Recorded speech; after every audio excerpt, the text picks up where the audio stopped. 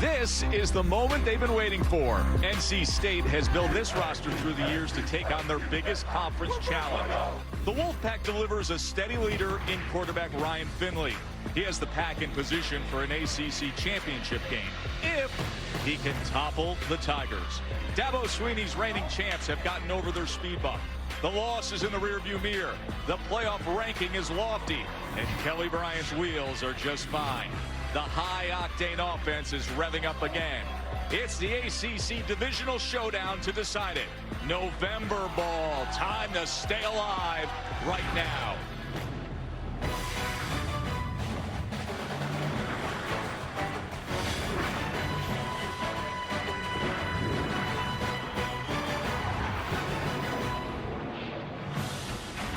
Great scene in Raleigh for college football on ABC, presented by K Jewelers.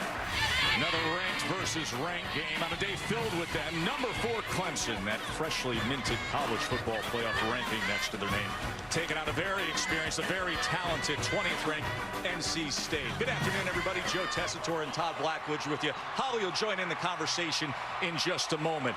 What a day it shapes up to be in the ACC with these divisional races here.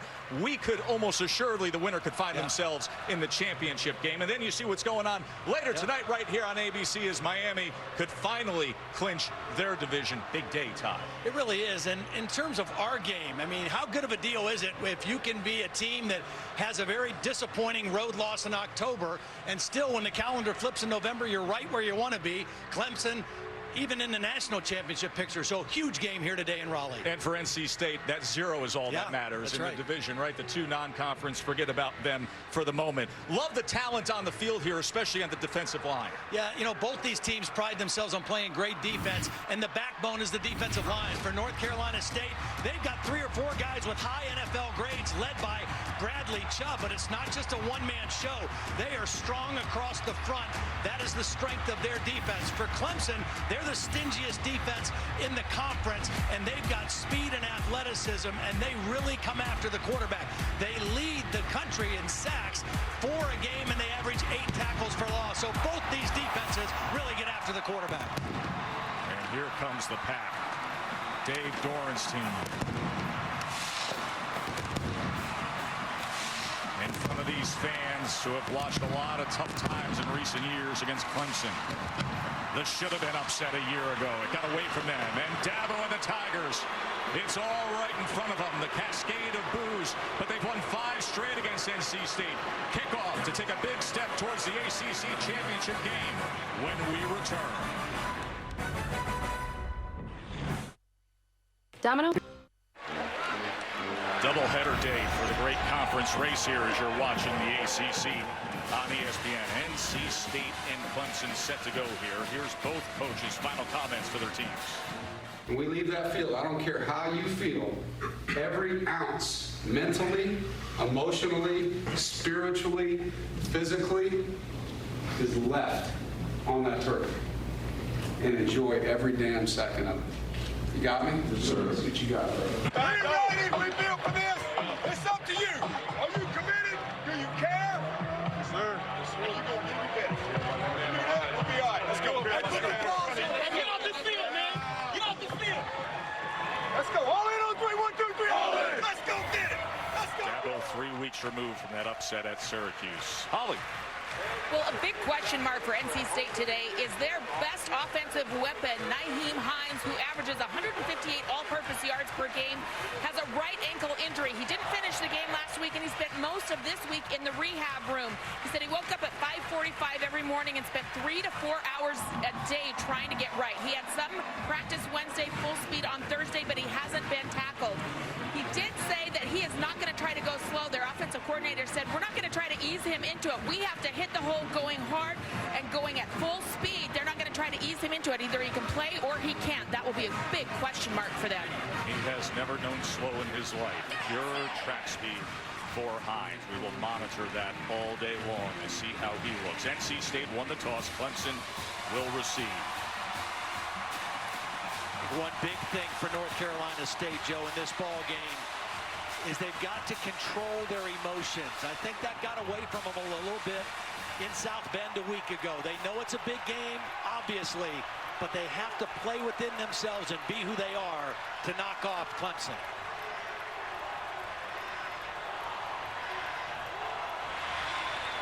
Now Kyle Bamberg goes back to kick off. It was a year ago. He was a young man who missed the potential game-winning field goal against Clemson, who of course would go on to win the national championship. Feaster and Etienne back to return for the Tigers.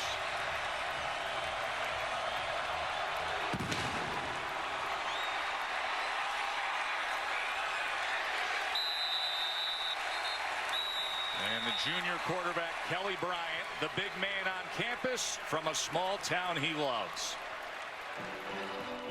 I'm from a small town, Calhoun Falls, South Carolina. Besides that, Ain't no one like me. there's just one red light, 2 gas stations, so that's about it. I love going back home and just seeing people there, and every time I go to a gas station, ask how I'm doing. I feel like it gives hope to other kids, South Carolina quarterbacks, that they can come here and play quarterback as well. He loves going back home, and Clemson fans love having him back at home in the backfield, healthy. As Feaster doesn't find much there, just a yard. Bryant's really having a fine season. He's had to battle through some injuries. Had an ankle injury in the Georgia Tech game, and then a concussion in the loss at Syracuse, but he is 100% right now. And tempo is a big part of who they are. They want to try to up the pace a bit. 2nd and 9.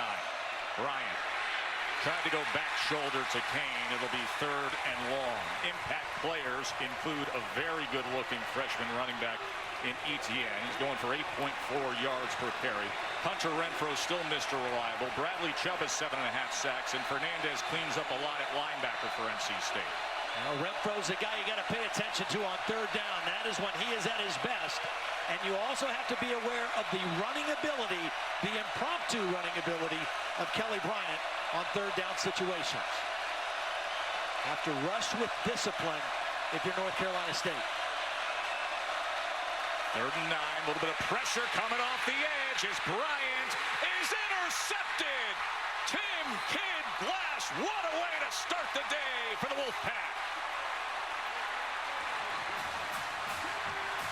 Well, they were trying to go to Renfrow on a wheel route. Renfrow read the blitz, and he pulls up. Here's Renfrow right here. Watch him read the blitz and stop to get a quick throw.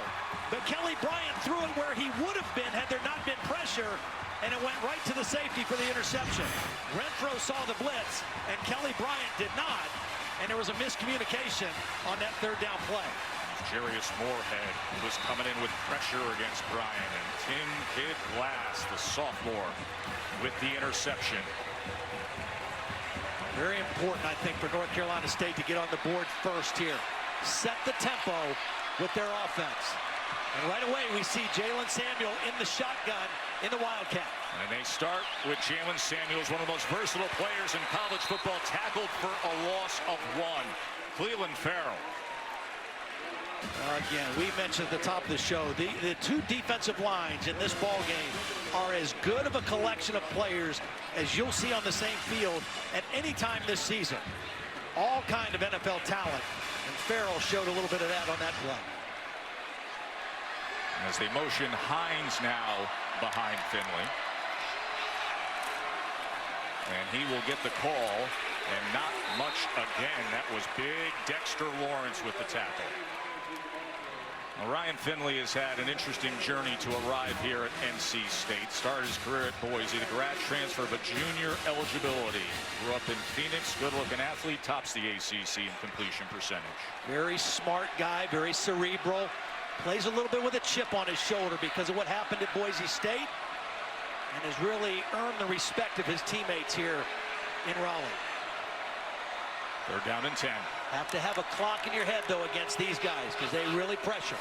And here it comes straight up the middle. Finley gets rid of it. Downfield, wide open, into the end zone. Kelvin Harmon.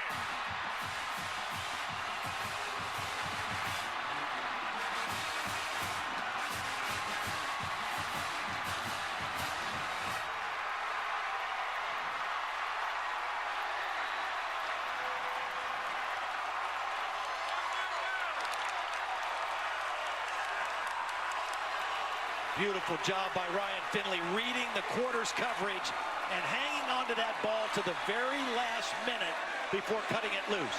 He knew he had what he wanted, but he had to let him get a little separation. You can't start better than that. Defense gave him the ball, and then Finley gave them a chance. With heat in his face, downfield, Harmon on the glory end. Wolfpack up.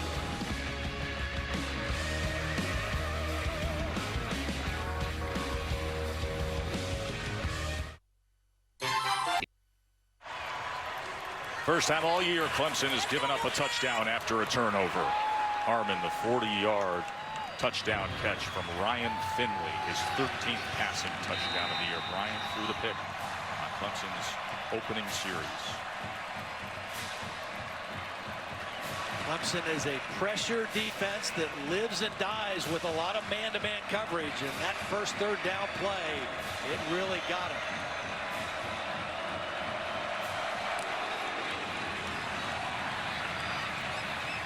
Here's ETN from about the 5. And a good return out to the 30. Time now for All-State, all-hands in play. Clemson is going to go with pressure, which is going to leave man-to-man coverage, and this is a mere trap in man coverage. You can see all over the place, it's straight man. And Kelvin Harmon is going to run a post route, get inside, and a perfect throw by Ryan Finley, who's going to have to throw this under pressure because you're going to see a free safety coming unblocked, and Finley holds on to it knowing he's going to get hit and makes a perfect throw under duress. Great way to start for the Wolfpack. Feaster goes ahead for about 2.5 yards. And keep in mind, Todd, we were talking about it all week long. Clemson's down a couple of corners. Mark Fields out injured. Marcus Edmonds has been out. So a guy like Trapp, sophomore, out on the field at 5'8", 170. And we might even see Ray McLeod play some defensive back in this ball game. He's changed his number for that reason in this ball game. That is him in motion right there, wearing number 21. And here is Kelly Bryant doing what he does best. Of course, the left ankle injury on October 7th, but now you can see back to full speed. He is a bigger version than Deshaun Watson at the quarterback, and faster. And 18 yards on that carry. He was the leading rusher a week ago, which shows you that he is fully recovered from that ankle injury suffered against Georgia Tech. Easter wrapped up by Bradley Chubb. Let's go to the studio to Cassidy. Thanks, Joe. AT&T Field Pass. Ohio State coming off their big win last week, visiting Iowa, and this is not the start the Buckeyes wanted. First play from scrimmage, J.T. Barrett picked off by Imani Hooker, and Barrett's second pick all season. Hawkeyes right now up 7-0 early in the first on ESPN. Joe, Todd Holly, back to you. A lot to keep tabs on with all the games today, including Ohio State's in an early hole. There is Feaster for 5, Boone with the tackle. This Clemson offense a little different than a year ago, really leaning on their running game, coming in averaging right around 220 yards a game. Last year they were a little more reliant on the pass with Watson at quarterback. 3rd and 4. Nice movement up front with Chubb. Could be a free play for Bryant.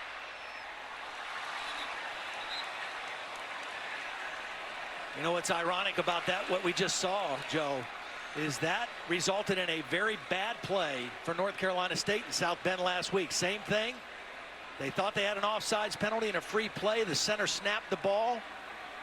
Before the snap, false start. Offense number 21. 5-yard penalty, 3rd down. Dabo wasn't too pleased and was letting the line judge know about it. That was Ray McLeod who got tagged there. Bradley Chubb jumped and never got back out of the neutral zone. He stayed in there. Clemson for the second time now, 3rd and 9.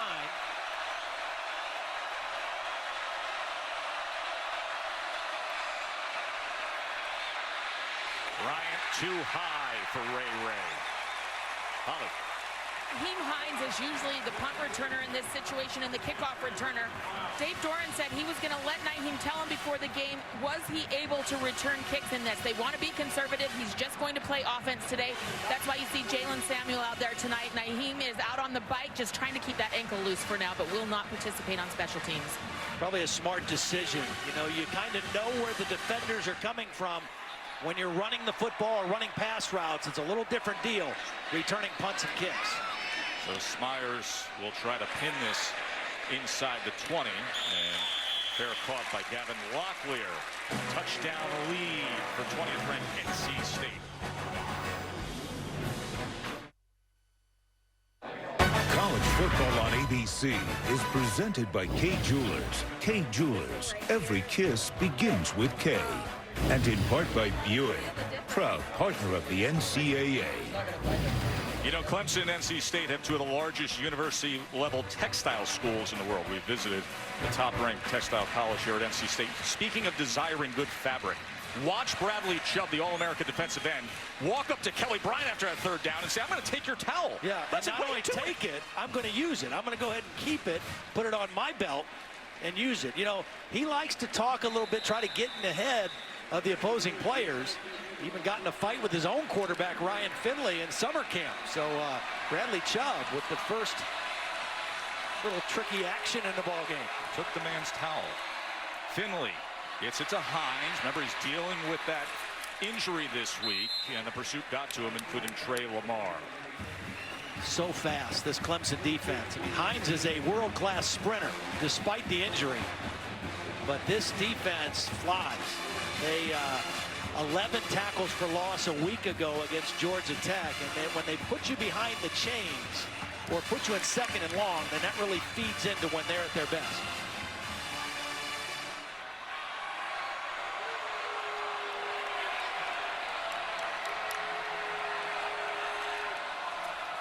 Finley on the slant. He's able to get it complete to Lewis. Really quick read by Trayvon Mullen, one of those new corners that's in the ball game.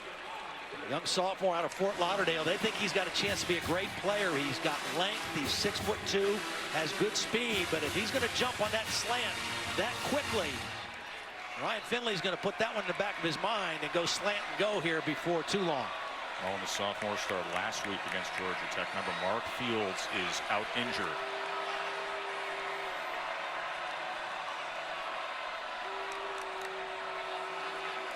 Third and 3. Finley, that ball batted, and then he catches it himself, and that'll bring up a fourth down. It was big Christian Wilkins deflecting that pass. Clemson likes to rush 5 most of the time. Because they're committed to playing man-to-man, they can rush 5 and still have a free safety in the middle of the field. And Wilkins able to get his hand on that one.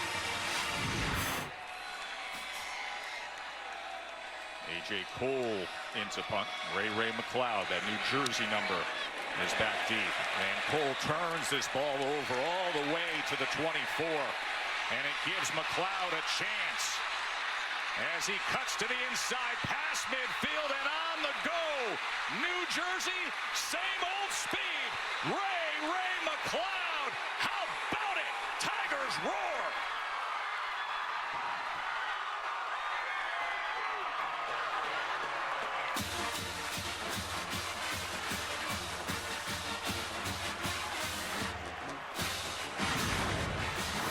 You got to make the first guy miss. That little stutter step froze both of the gunners.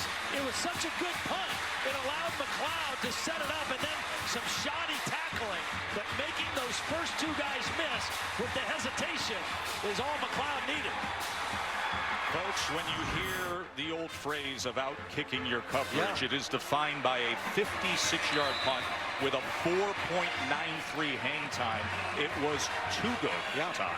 And right in the middle of the field. You know, it didn't help his defenders out, kicking it in between the hashes either. 77-yard punt return touchdown for Ray McLeod. What a way to answer the junior speedster in special teams.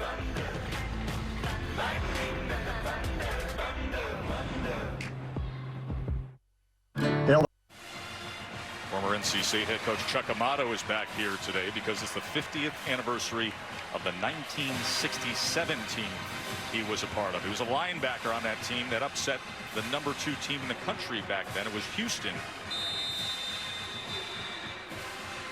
Chuck's wearing looser shirts these days. I remember him wearing those tight ones. Chuck the chest. He's looking good. Spence will kick away for Clemson after McLeod wowed us all with a 77-yard punt return touchdown. A line drive to the corner, and that draws out the flag. Reminder later here on ABC, it's the other half of this outstanding day in the ACC. Number 13 Virginia Tech and top 10 Miami at Hard Rock Stadium.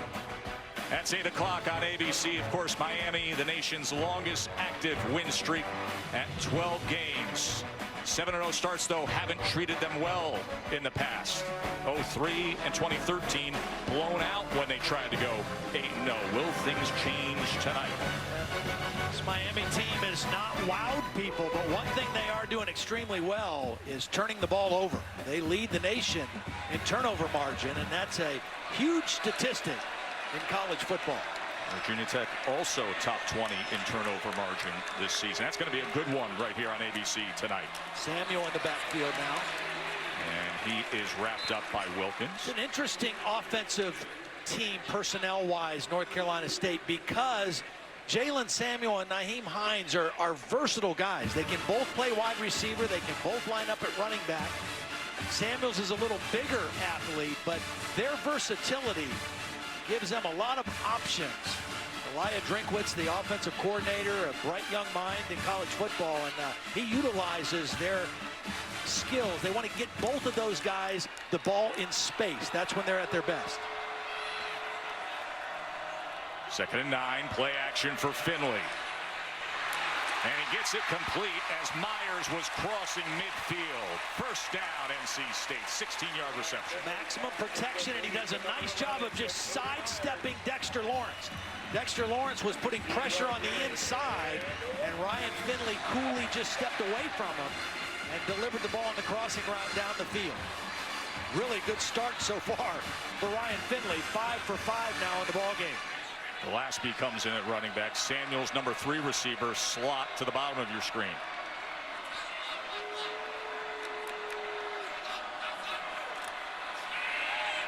Here's that slant that they've looked to a couple times early on. Myers, 8 more yards. Last year when these teams met at Clemson, North Carolina State moved the ball well, but they had problems when they got into the red zone. Their first 3 trips into the red zone only resulted in 3 points.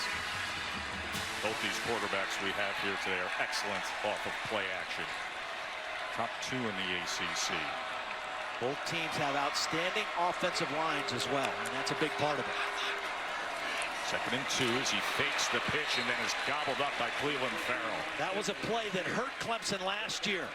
They ran that play about 4 times a year ago, and it really caused some problems. This time, Clemson was ready for it, and Farrell just stayed right at home. He didn't go for the fake. He was responsible for the quarterback, and he brings up a 3rd down and short.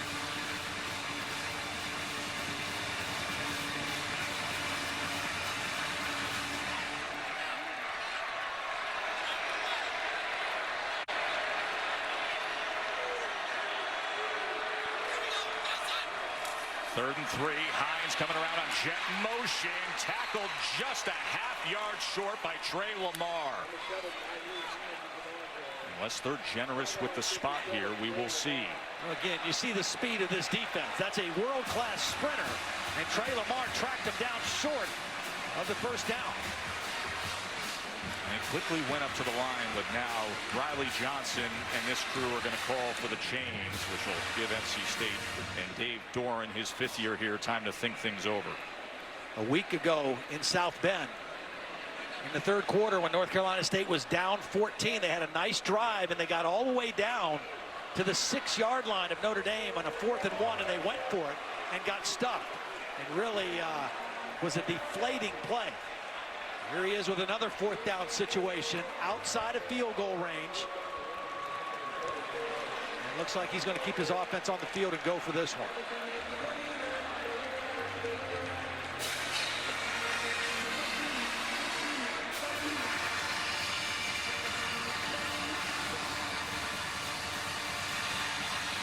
In this offensive line, a very experienced group.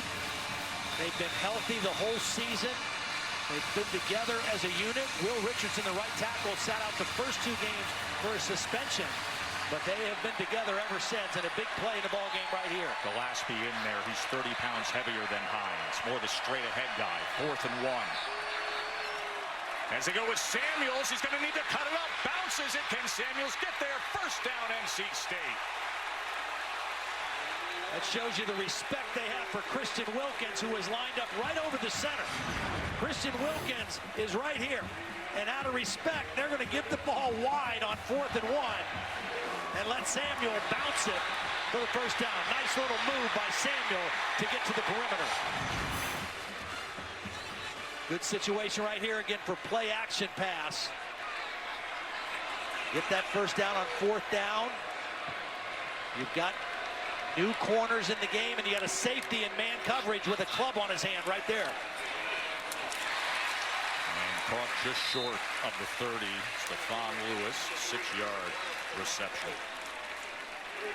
Tanner Muse, the free safety, broke his hand in the Georgia Tech game a week ago.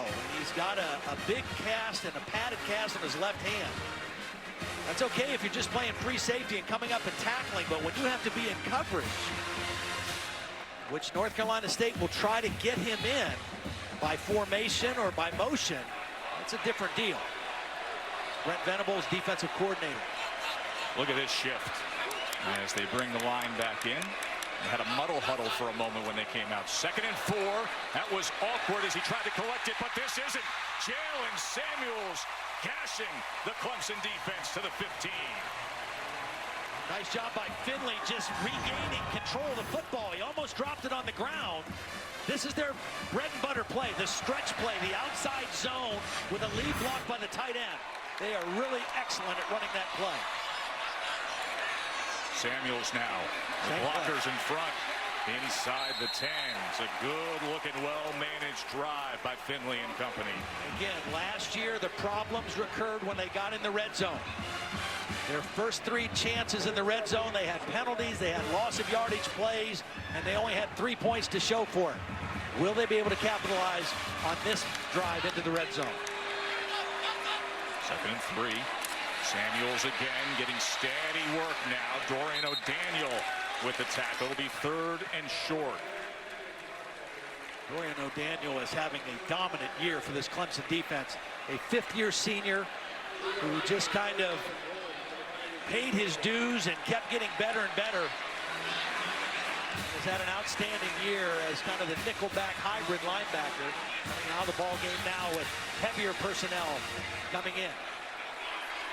Working on a 5.5-minute drive here. 3rd and 1. Big bodies come in. 2 tight ends. Samuel, the featured back. Unbalanced line to the right. Play action off of it. To the end zone. Flag comes in as Cook was the target. Chad Smith got caught up in coverage, the backup middle linebacker. Pass interference. Defense number 43. Automatic first down. Chad Smith just grabbed right away. He grabbed and held the tight end. There he is, number 43. He's got a hold of the jersey. The only receiver in the route. It's a one-man route with an unbalanced line, an extra offensive lineman in the formation. And they got the Clemson defense right where they wanted them. Ryan Finley is really operating effectively in this offense right now. Playing with poise, good balance of run and pass. 1st and goal. Samuels. Try to get that pad leverage as he's just short. It'll be inside the 1-yard line. Tanner Muse with that club on his hand with the tackle. Yeah, this stretch play is really their best play. Their backs run it well. They run with patience. They press the line of scrimmage. And the athleticism of the offensive line moving on those outside tracks is what makes it a good play for them. A little extra beef comes into the game. Backup offensive line Peter Daniel checks in as they go jumbo here, does NC State. And that right side tight end is an offensive lineman. Wildcat look with Samuels, the direct snap. Up and reaching in for the touchdown.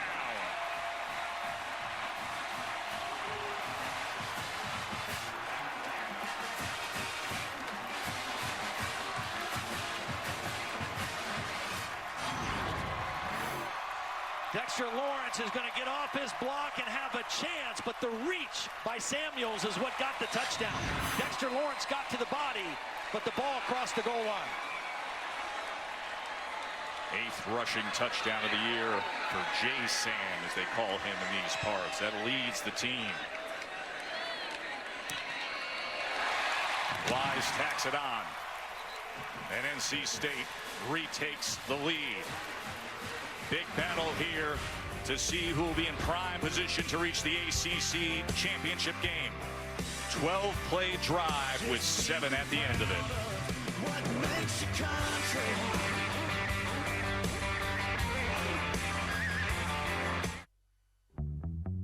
Yes, sir.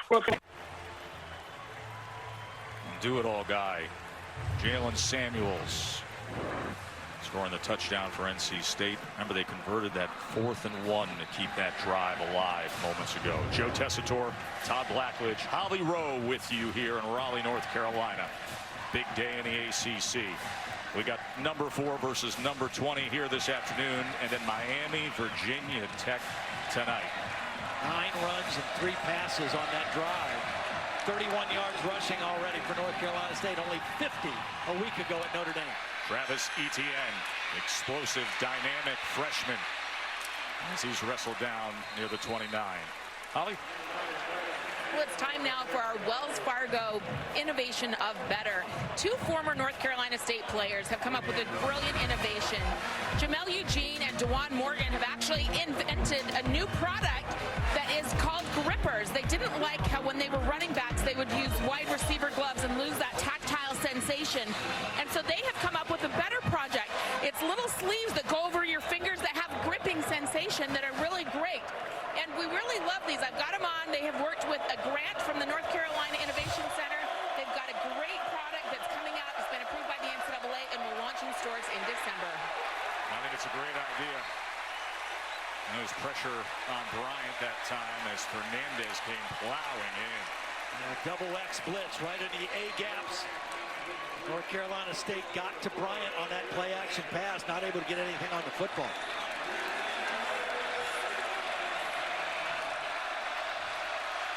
Etienne is in the backfield with him. Bryant 0 for 5 passing. Cassidy, what's up? Joe, Carmex Drive, what's possible? Update number 3, Notre Dame hosting Wake Forest. Fighting Irish trailing 3-0 till Brandon Wimbush takes off for the 6-yard TD run. Notre Dame up 7-3 in the first. Joe, Todd, Holly, back to you guys. Of course, last week it was Notre Dame running all over NC State's defense. Now they are up for this one today, back home and feeling much more confident against Clemson. Here's where you got to pay attention to Bradley Chubb. He is the bell cow, the leader of this talented North Carolina State defensive line. 3rd down and 10 is right in his wheelhouse.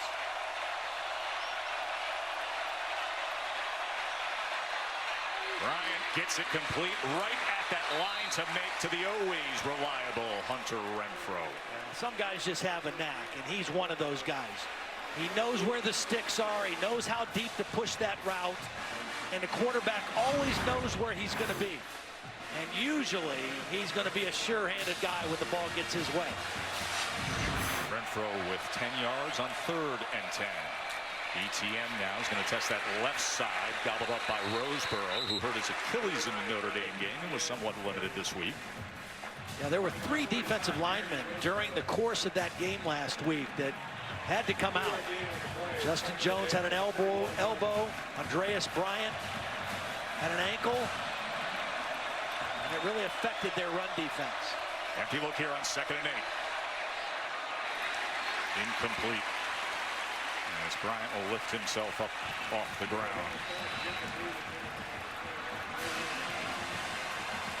Again, it was Bradley Chubb who was in there and talking a little bit at the end of the play. Really enjoyed visiting with him, but he is definitely a guy that wants to try to get in the opposing quarterback's head if he can.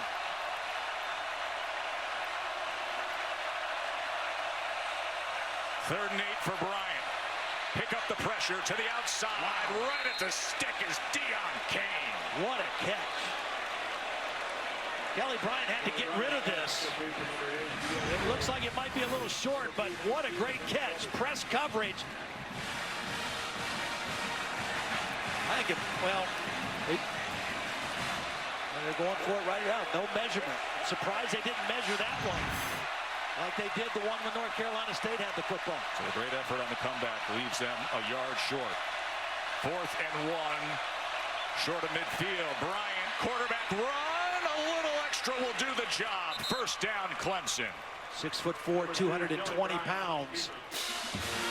They call his number quite a bit. And, not just a speed guy, shows a little power on that run. I think Clemson needs to try to do something to stretch this North Carolina State defense. Shot down the field with some maximum protection for their quarterback. Bryant with time. Here is that shot. Looking for Thompson. And no flag at the end of it, as it was Tim Kid Glass who had the interception to open up this game on coverage. Well, this ball got out of his hands. Kelly Bryant's funny. It was way underthrown. It's actually Sean Boone on coverage there, Todd. I mean, his man is open. If that ball is thrown deep, it's a touchdown. But for whatever reason, Kelly Bryant doesn't get enough on this throw. And Thompson not able to come back and make the catch. Boone was invited back into coverage because of the underthrow. Second down. As Rogers will have it for 6 yards there. Amari Rogers has great hands. Watching him before the game, and he just snatches the ball that time. Very strong, powerfully built receiver. Caught that ball in traffic. Final seconds of the first quarter. It's the way it should be. High energy. With the college football playoff on the line. ACC championship game on the line. 14-7 NC State. College football presented by K Jewelers will continue after this message and a word from our ABC stations.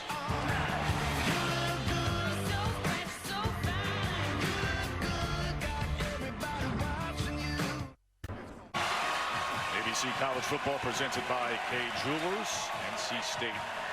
40-yard touchdown strike to Harmon, and Samuels the touchdown run as we start the second quarter here and a third down for Clemson. And this might be 2-down territory for Clemson right here, depending on what this play. The result is Hunter Renfro, main guy on third down right there in the slot. And converted a 4th down moments ago, now a 3rd and 4. Bryant with time on 3rd and 4 and gets it complete inside the 30 to Deion Kane. Really good read by Kelly Bryant because they doubled Hunter Renfro. Watch the two guys go with Renfro, and Deion Kane came right in behind him. A nice read on the coverage by Kelly Bryant. Well, Jared Fernandez, NC State's leading tackler, is still down at the end of that play. He's right in the middle of that defense.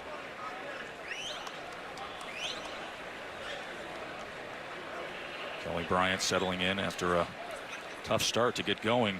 4 of 11 for 38 yards now. Had that pick on the opening series. Here's what happened to Fernandez. A little friendly fire at the end of the play. Leg whipped by his own guy, the safety Tim Kid Glass. Now on paper, his backup is listed as a true freshman, Luis Azus. Whether or not they'll go with him or change their personnel a little bit, we'll see on this first down play. So far, Clemson has struggled on first down. They've had 6 first down plays, and they've only managed 7 yards. So they have not been productive on first down, but they have picked up a little momentum here on this drive, thanks to some conversions on 3rd and 4th down. And Jermaine Pratt steps in for Fernandez here. As they look to the screen and go with Bryant up the middle, but they were waiting on it.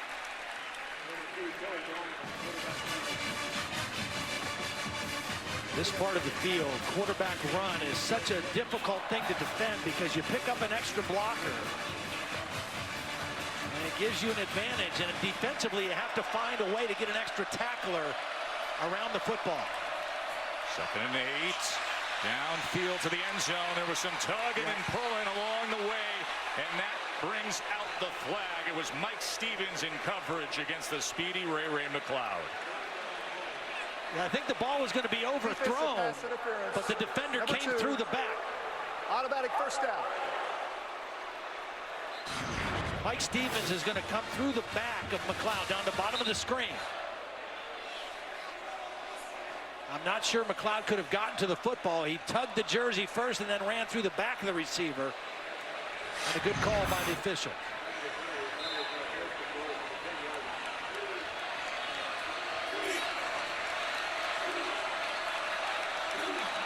There's McLeod, had a big punt return earlier. 1st and goal with the ball cresting right at the 10. There's Bryant straight ahead and in. That's a touchdown, isn't it? The ball crossed the lane, unless he was bobbling it on the way in. No signal yet. There is a signal down on the field that it is a touchdown for Clemson. We, of course, will take a peek. Is a touchdown. It was Chris Ingram who came in at the end there. Let's watch where he is in relation to the goal line. I think he was in the end zone and dove, and the ball came out when he hit the ground. There's a touchdown right there.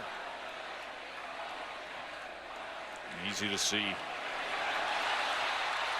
Great balance by Kelly Bryant, getting that ball to the end zone. Chris Ingram was playing right through it, jumping on that ball quickly, hoping for the best. Again, the quarterback run in the red zone is so difficult to defend because they pick up an extra blocker. Well executed. That time, Mitch Hyatt, their best offensive lineman, the left tackle, was the lead blocker on that play. Flag on the extra point. Offside. Defense. Number 5. Penalties decline. The extra point is good. Timeout. So we've had big plays by both teams, and now we've had both teams with 12-play touchdown drives. 8th rushing touchdown of the season for Kelly Bryant.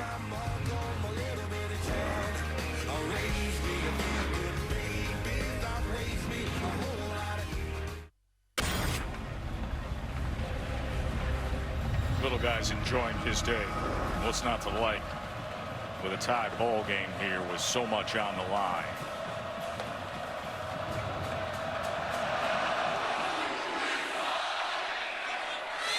Big move by Spence. Well, the quarterback counter in the goal line, hard to defend. Now, this motion is going to take care of this defender. And then you're going to see these 3 defenders get picked up by blocks. Watch the backside guard and tackle pull. The guard kicks out, and the tackle is going to pull through and pick up the other 2 guys. And the quarterback gets right in behind him. You get an extra blocker, and it's very difficult with a runner like Bryant in the red zone. Well executed for Clemson's 2nd touchdown of the ball game.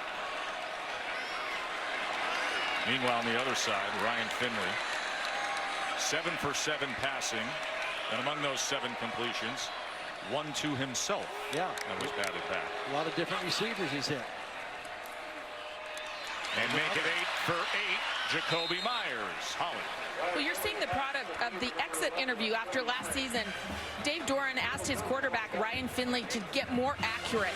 He said the other goals were at 15 pounds, so you're more accurate or you're more sturdy in the run game. And he said, we need you to develop more chemistry for the guys around you. If they'll go to war with you and play as hard as they possibly can, we need that kind of chemistry.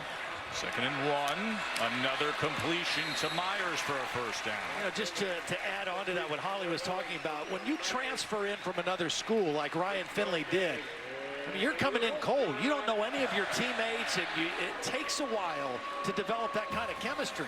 He got to play, and he played pretty well, but he used this offseason and this summer to really get tighter with his players. And the perfect start continues. Kelvin Harmon.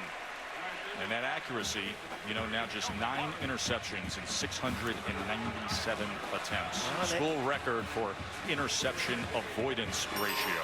And the one he threw a week ago was really an unfortunate play. A mistake on his part of when to throw it, but there should have been a penalty called on Notre Dame that would have wiped it out. 2nd and 4, and muscling his way close to moving the chains there was Gillespie. I like the focus of this North Carolina State team. Very disappointing loss a week ago in South Bend. And they have rebounded, and they are playing with real focus here offensively. Dave Doran's done a nice job getting his team ready to play this week. You have to play at a very high level to beat a team like Clemson. Clemson, the defending national champion, conference champion, last couple years. They're not going to beat themselves. Here's a trick play. Back to Finley. Time to wind up, but nothing's there except for Myers, who was involved early on. He was looking downfield and then checked down, and it was a nice option to have for 21 yards. Well, watch the action. The first handoff, the second handoff. Now he's looking downfield. Clemson has it well covered, and Finley, seeing the whole field, gets it to his outlet man Myers for a nice play. Instead of forcing it down the field, he took the outlet route for a good completion. Myers was lost in all the razzle-dazzle, and now Finley able to escape and get a good chunk here inside the 20, and another first down. He beat Cleveland Farrell, surprisingly. Well, he just gave a little bit of a hesitation. Not really known as a speedster, but that little hesitation step froze Farrell, and he got to the edge. They really have this Clemson defense on their heels a little bit. The combination of running and short passing has really kind of taken a little steam out of this Clemson defense. 163 total yards right now for North Carolina State's offense. See the balance they've had this year. Samuel in the shotgun again. And this time he will keep it and straight up the middle inside the 10. It'll be 1st and goal. See, Samuels is a wide receiver, but he's 5'11", 230 pounds. So he's built like a running back. That's why it's no big deal for him to get into the Wildcat and run the football. And Brent Venables in Clemson wants a timeout. Timeout. Clemson. First charge. This half. Dabo is going to take a break here. And as you just get the sense This will be a 30-second timeout. that this is the one that they circled. They've been sitting on one, unloading the playbook, giving them some unique formations and utilizing that guy so well. Jalen Samuels. I don't think that the use of Jalen Samuels in the Wildcat is a shock or a surprise to Clemson. But North Carolina State is executing out of it very well. It's been enough to offset everything else they're doing. College football playoff rankings are brought to you by Allstate. Of course, so much is made, Todd, about what happens early on in the rankings, but we know what history has told us about looking at the first 4 and thinking that's cemented permanently. Yeah. No, it's just the first ranking. That's all it is. And it really, you know, there's not a whole lot of carryover necessarily. Of the 12 teams that were ranked in the initial ranking, only 5 of them eventually became playoff teams. So that first ranking is not necessarily a lock to anything. I think through the years, it seems like Mississippi State being up there. Last year, Texas A&M. And right now, in that top 4, 8th play of the reigning drive. national champs right in front of us. Another good drive by the Wolfpack. Samuels tried to spin 3 and is taken down for a loss of 2. Dorian O'Daniel, again, having an all-conference type season. Couple interceptions, couple fumbles forced, tackles for loss. He's been a very active player in this Clemson defense.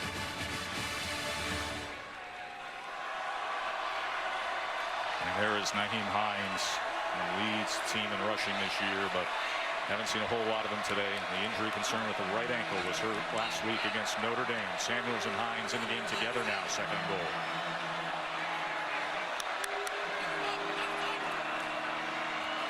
And they go underneath to Samuels, and once again, not much there. Kendall Joseph did a good job of filling.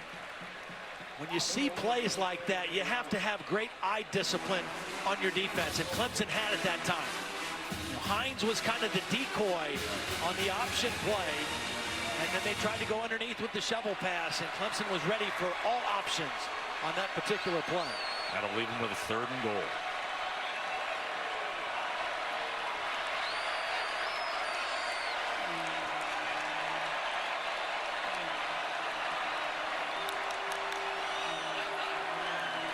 They only send 4. Caught and scored again for J-Sam.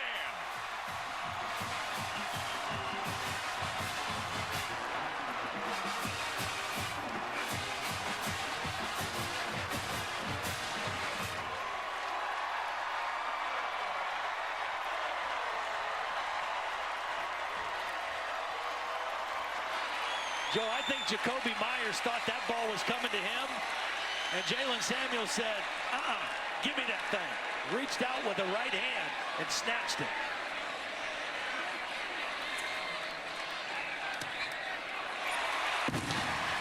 Ryan Finley, 13 for 13. 2 touchdown passes. Back and forth they go. NC State brings it home again. Oh, we got a fun one here today.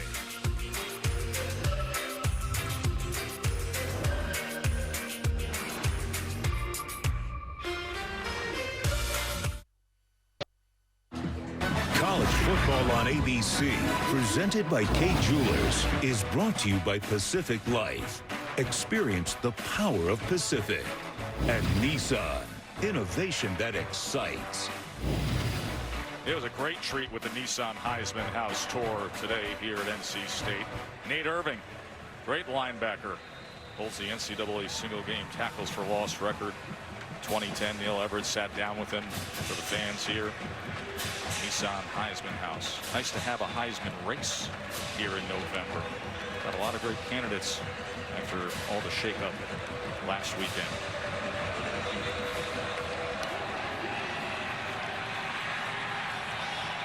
Short kick fielded by Feaster. Wrestled down at the 22. All right, it's time for today's AFLAC trivia question. Who's the lowest ranked team in the initial college football playoff rankings to make the playoff? We were just discussing moments ago the fact that be careful when you look at the first 4, the first release, and get in your head that things are cemented. Not the way that selection committee works, nor is it the way that the fickle season plays out. So think about that.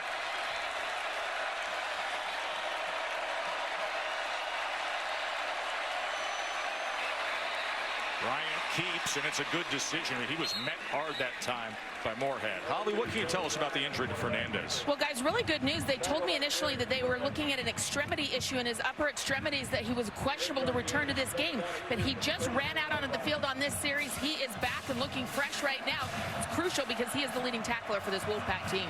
You get the sense that a lot of guys that aren't at 100% this week for NC State are going to find a way out there for this one. Good stick that time on Bryant. That was Kid Glass. One of the things about this North Carolina State defense is they are a veteran group. 9 of the 11 starters are seniors, very similar to the Michigan defense a year ago. It's a group of guys, particularly led by that group up front, that has played a lot of football together. It's a very mature defensive unit.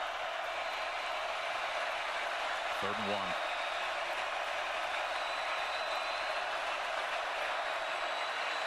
ETN just darting up the middle for a first down. Cassidy, what's up? All right, Joe, to the Big Ten, number 6, Ohio State, trailing Iowa 17-10 until J.T. Barrett throws an absolute strike. 44 yards to an open Johnny Dixon. They're all tied up at 17 over on ESPN. Joe, Todd, Holly, back to you. You know, Joe, you just mentioned Heisman. We'll take a look at another completion by Kelly Bryant. I'm not so sure I've ever seen a quarterback in recent history play a better fourth quarter than J.T. Barrett did a week ago against Penn State. And because of it, in the polling we do with the official voters, he is top 4 in Heisman polling right now. Everybody's a believer after what they saw with J.T. Barrett.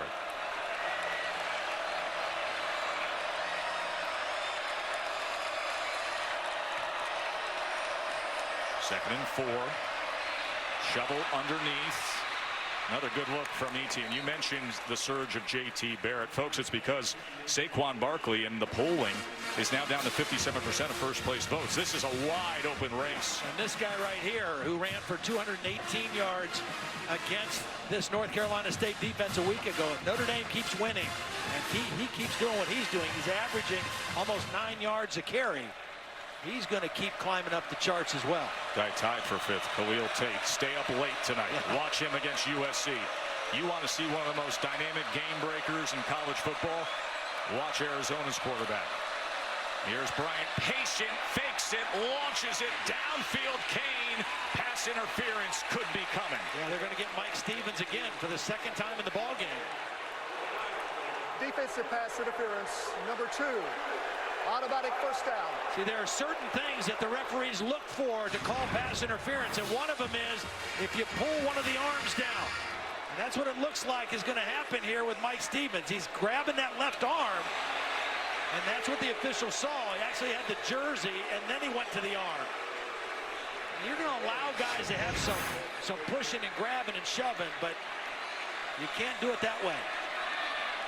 Receivers 2x2 stack release. Over the middle and incomplete. He was looking for Mylon Richard.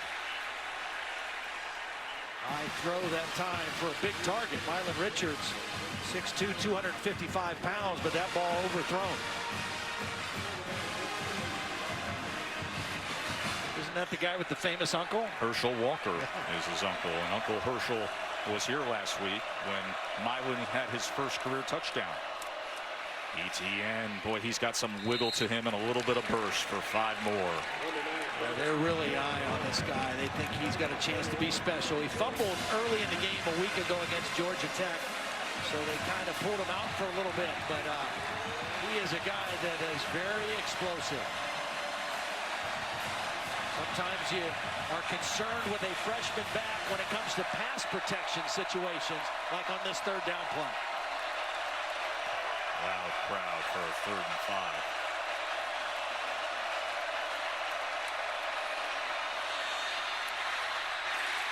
Kane couldn't corral it.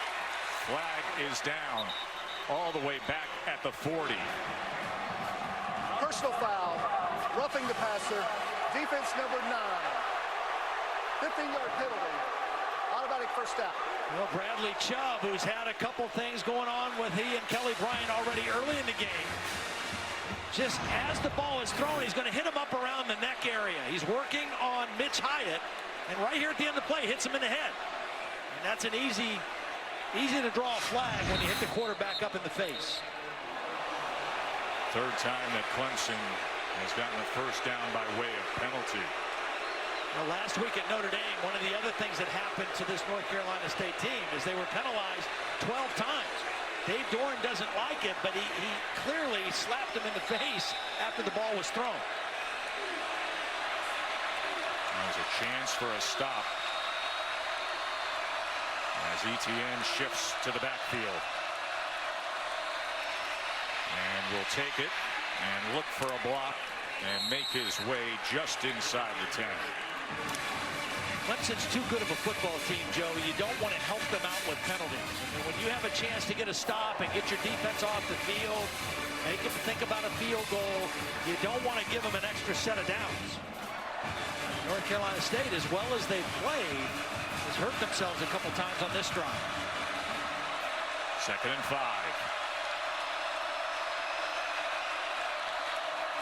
Bryant on the slant, incomplete, intended for Overton. Well played by Jonathan Alston, the corner, number 5.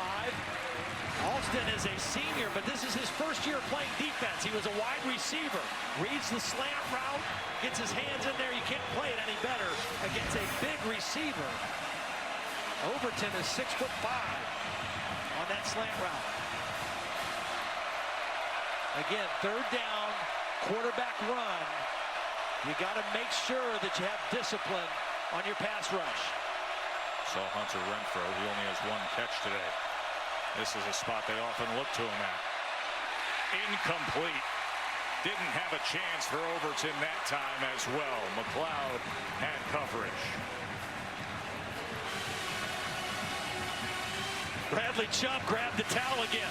What has he got, a collection going at home? Maybe he does. Maybe he pins them on his wall. Quarterback towels. Sacks and towels. He likes to count. Maybe. Kelly said, no, I'm taking this one. I like my towel. Alex Spence on for the attempt. 26-yarder.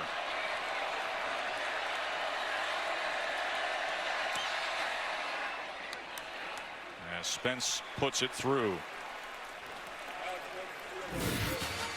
This has been going on all day.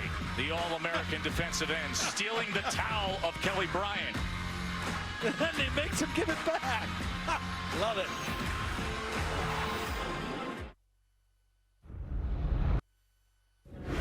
Cassidy Hubbard with your studio update and check in on Bedlam. Number 5 Oklahoma up 7-3 on number 11 Oklahoma State. How about Mason Rudolph to Marcel Aitman? Just a beauty of a catch. Cowboys up 10-7. Joe, Todd, Holly, back to you.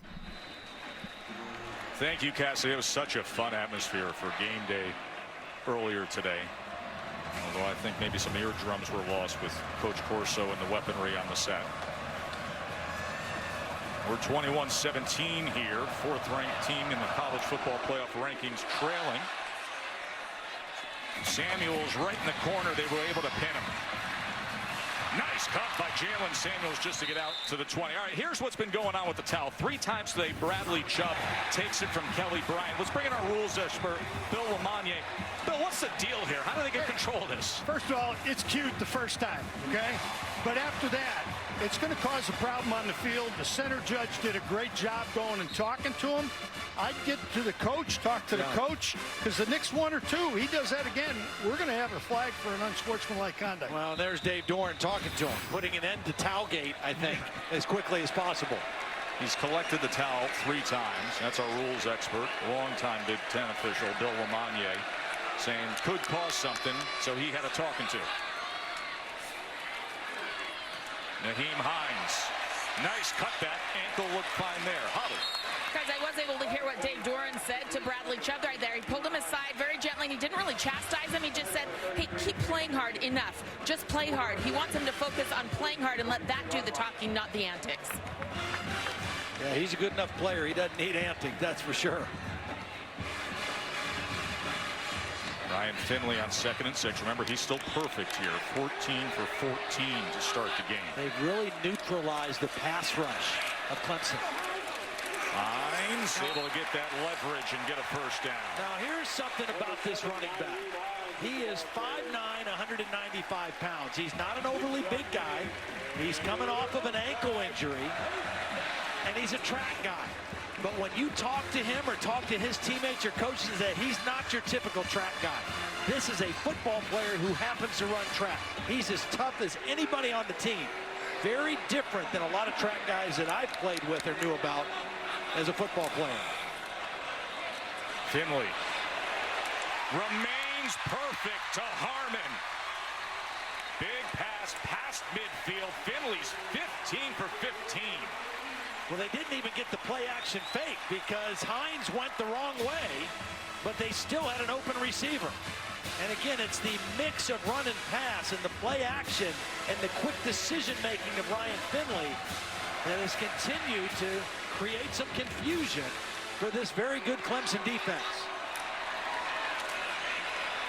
Hines cuts back, breaks a tackle, and another first down for NC State. He's a fierce competitor. He plays angry. That's what the offensive coordinator, Elia Drinkwitz, how he described him. 13 yards on that carry for Nyheim Hines. Again, playing with the injury, only had 1 day of full practice. He looks inspired right now. First incompletion of the day for Finley. You mentioned track with Nyheim Hines and that he's got that pure speed. You want to see it matched up? Watch this. First leg of the 4-bye. Meanwhile, return in football, side by side. This guy can flat out go, Todd. Well, that was a 100-yard kickoff return against Clemson 2 years ago. That was his first kickoff return for a touchdown. And he can flat out go. PR of 10.33 as a track speedster. Option left. Finley keeps, correct choice inside the 20. That was a good block by Stephon Lewis, his receiver. And a good block by his tight end also, Cole Cook. Cole Cook was the lead blocker. And as you take a look, this was a problem last year. 5 trips in the red zone, only 10 points. 2 times a day, 2 touchdowns, and they're there again for their 3rd opportunity in the red zone.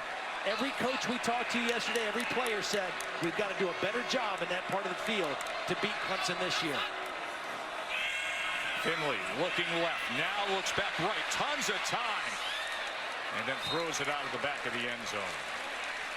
How about the protection, though? Again, this pass rush, which is so fierce, leading the nation in sacks, not able to get to the quarterback because of the mix of run and pass. Remember, they blitzed him on the first 3rd down play of the game, and he burned him for a long touchdown throw. And the combination of mixing run and pass, quarterback run, shotgun stuff, they have done a nice job of neutralizing this pass rush by the Clemson defense. 17 dropbacks and 0 sacks allowed. There's Jalen Samuels, direct snap on 2nd and 10. And now they've seen that look a few times, and he doesn't get anything. It was Farrell clogging things up, as well as Kendall Joseph. So you wonder now if North Carolina State wants to continue to use that. Will they let him throw the football? Because right now, Clemson is aware of him running the football. So will North Carolina State counter the next time they go to the Wildcat by letting Jalen Samuels throw the football? So Joseph limp up, J.D. Davis comes on. Samuels has thrown the ball twice this year, completed 1 pass for 25 yards. Gillespie now in as the running back. 3rd and 10. Finley incomplete. Couldn't connect with Stephon Lewis. Coverage from Mullen. I think the reason there was no penalty is because Lewis slipped and fell down. I don't think it was because he was pushed by the defender. I think he slipped coming back to the football, and that's why there was no flag.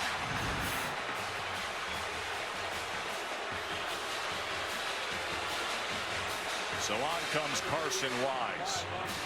This will be a 34-yard attempt. 6 of 11 on the year.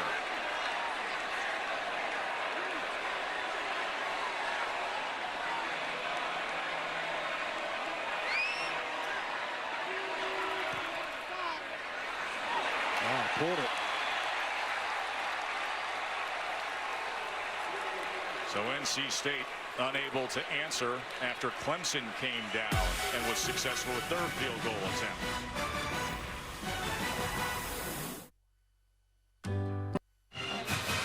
Well, timely Aflac trivia question. We asked who is the lowest ranked team in the initial college football playoff rankings to make the playoff, and the answer is Ohio State. Remember, Ohio State, when they first came out with the rankings, had a 16 next to their name in 2014.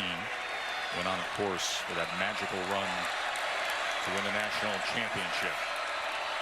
Minute 42 remaining with Bryant and Clemson back on offense. And of course, this year we just saw the first release of the college football playoff rankings. And this is what happened in the past.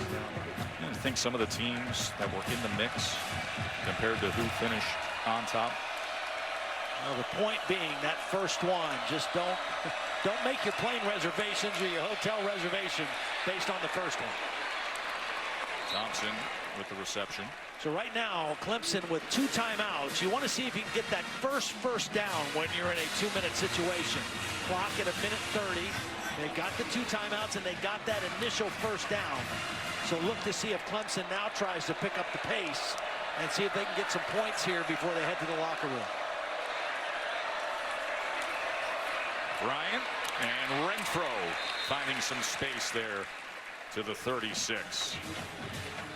So far, one of the things that North Carolina State has done well defensively in this game is not giving up the big explosive play over top of their heads.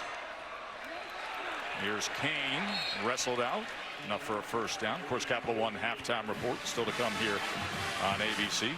Kevin Mack and Booger will be with you in the studio. Going to get you up to speed on everything that's going on. Bedlam in the mix, Michigan State, Penn State, and of course, so much to come later tonight, especially right here on ABC with Miami and Virginia Tech. Ray McLeod has drawn a couple pass interference penalties working on this cornerback, Mike Stevens. Here's Bryant with another minute to play. That was batted, but yet caught by Renfro. Maybe would have been better had he not caught it, because they either have to hurry up or use a timeout here because the clock is running. If that ball hits the ground incomplete, they don't have to go quite so fast. 3 timeouts still in the bag for Clemson. To the sideline, a little more helpful stepping out is Deion Kane. I'm going to mark that. It appears short. Let's see where he puts that ball down. See, that's got to be the receiver, though. He has to know what he needs for the first down and get beyond that mark. We saw Renfro do that earlier, and Kane has not done it twice, even though he's made 2 good catches on the sideline. It's a waste of a play here for third down. It leaves him a 3rd and 1, and now a flag comes in as T. Higgins was the target. Jonathan Alston was on coverage, so that'll have 32 seconds remaining, which should be a first down here. Defensive pass interference, number 5. The ball will be placed at the spot of the foul. Automatic first down. And it is with the PI. Well, Alston, you can see the left hand on the jersey, and he tugs the jersey. That tug is what got the call. NC State with 4 penalties today, all on their defense. But again, the longest play allowed by this defense has been 18 yards. They've been able to make everything get thrown and caught underneath so far. Here's Thompson, and he's wrestled down short at the 30. You got to use a timeout here as the clock winds down. Timeout. Clemson. Second charge of the half. I think you got to go back to Ray McLeod and see if he can run by a guy or even draw the penalty. 30-second timeout.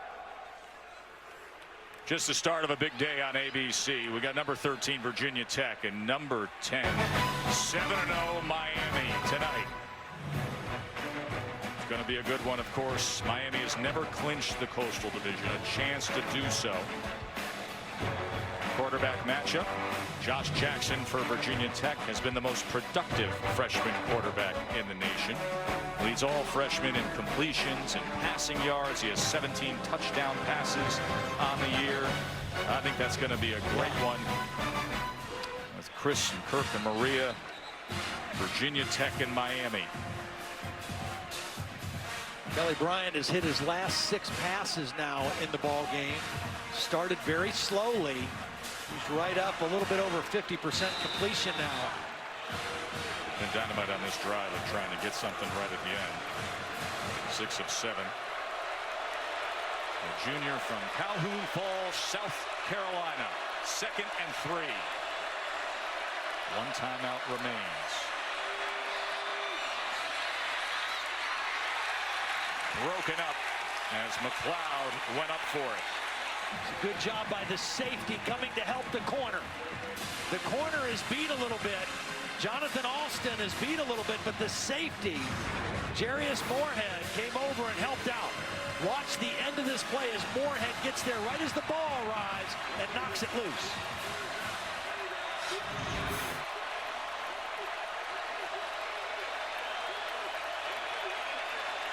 Kane and Renfro on the bottom of your screen there on 3rd and 3. As Kane says, look at me. And he does. And he taps and is out.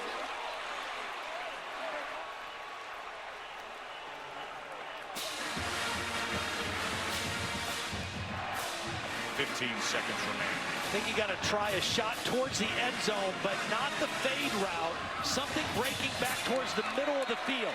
Got a wide open middle of the field right now. And North Carolina State wants to call deep. Timeout. I think it's a good call. I do too. Just gather yourself a bit. 30-second timeout.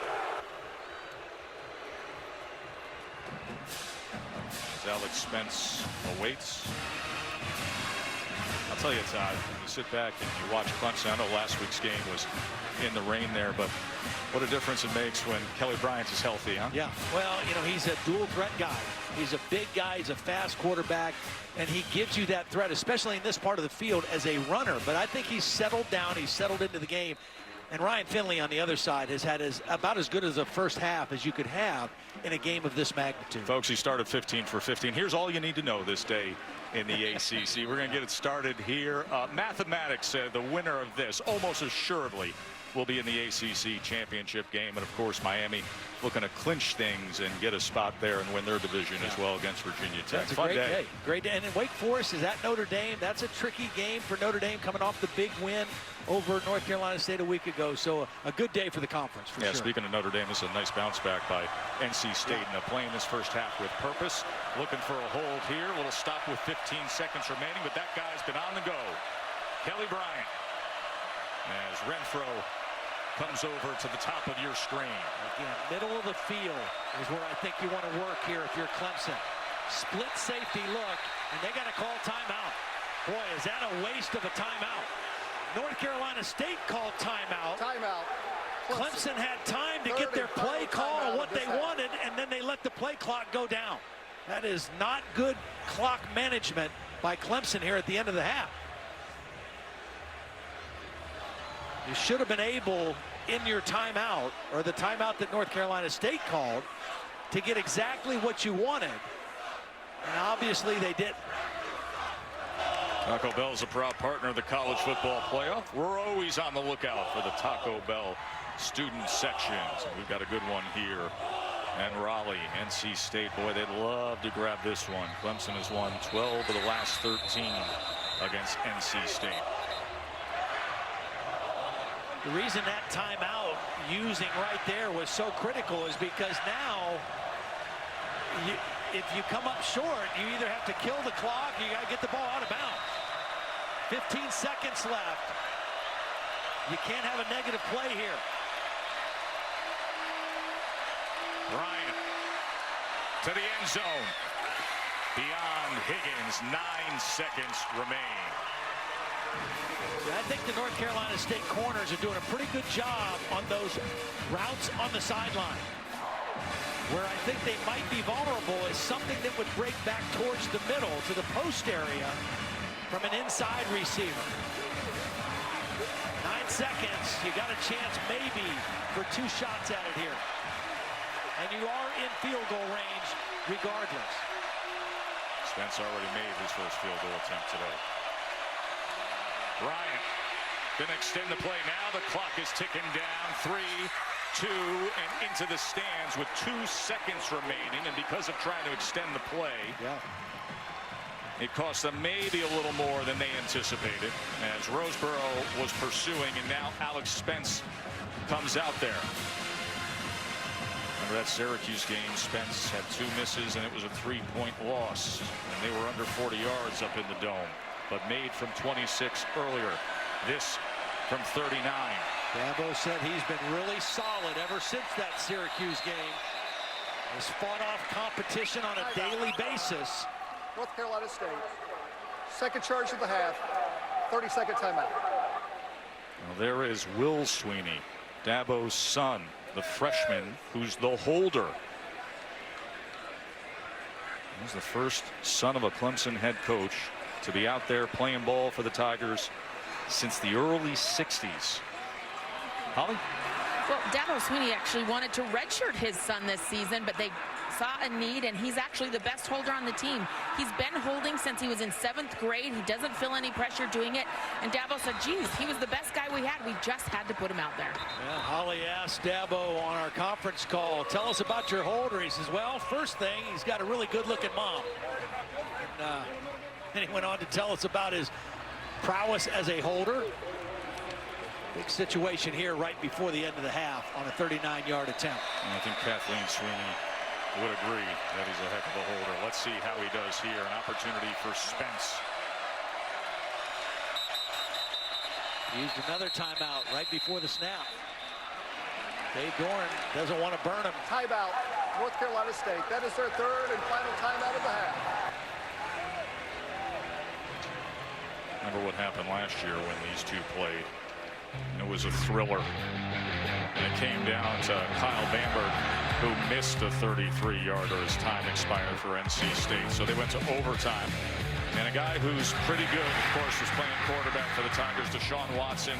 The touchdown and then the interception by Edmonds.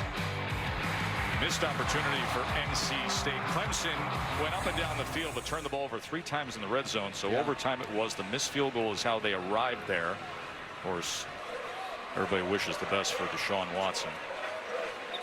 The injury this week. 2 seconds remaining here. They took over at their own 20 with 1:42 left in the half. 11-play drive to get into field goal range to try to cut this to a 1-point game. 39-yard attempt for Spence out of the hold of Will Sweeney, coach's son. It never had a chance. That is the end of the first half.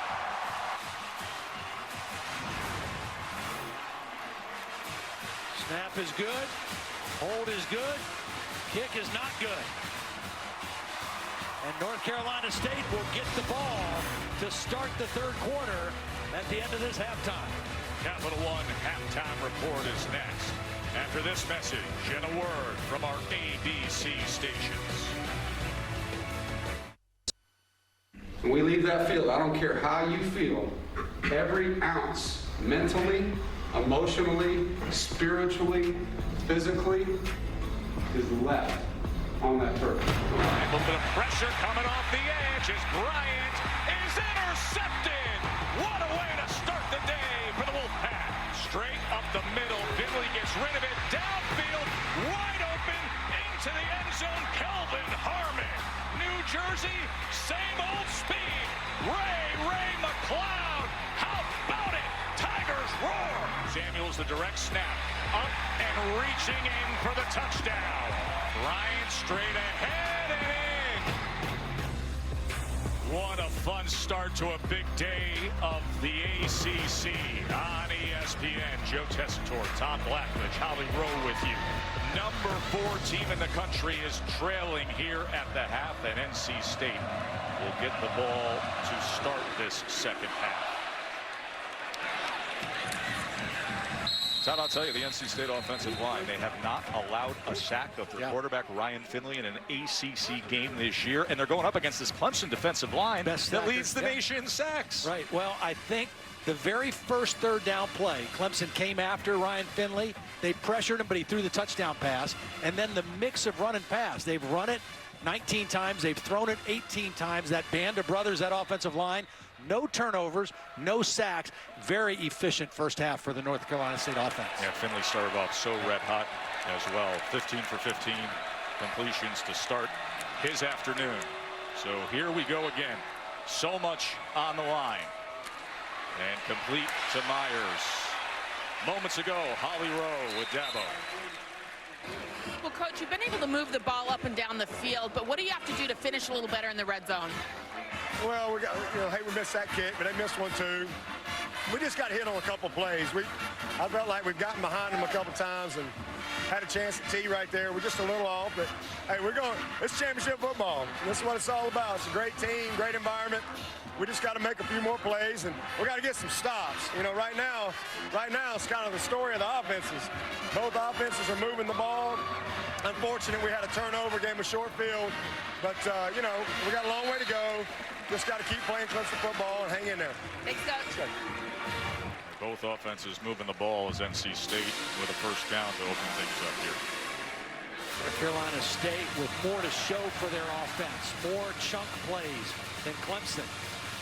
The good thing for North Carolina State, too, is they were pretty much able to rest Nyheim Hines in that first half. Only 4 carries. Jalen Samuels did most of the running. Christian Wilkins was coming up the middle. And to the outside, that was dangerous as that was defended by Ryan Carter. He had coverage on Stephon Lewis. Ryan Carter out of Grayson, Georgia. He's played a lot of ball here. He's been a very consistent cover guy for this Clemson defense. You know, he went to high school with Robert Kimdichie, the former #1 overall recruit in the country. Remember, Kimdichie was originally committed to Clemson. There was a lot of criticism of the pursuit of Carter, saying he was a throw-in. You're just trying to get Kimdichie. This kid has blossomed throughout his career. He left that tag behind.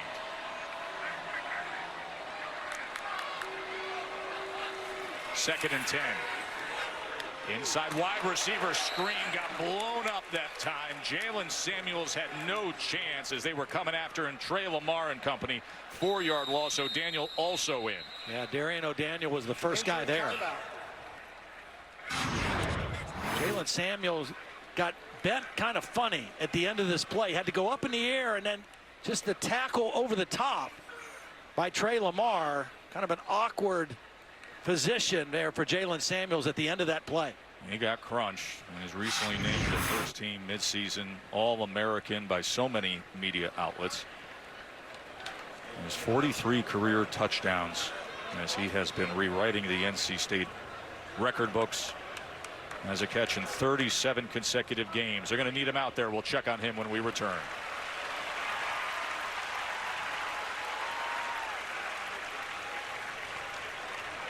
Unfortunately, with Samuels able to get up, we're going to be able to stay here.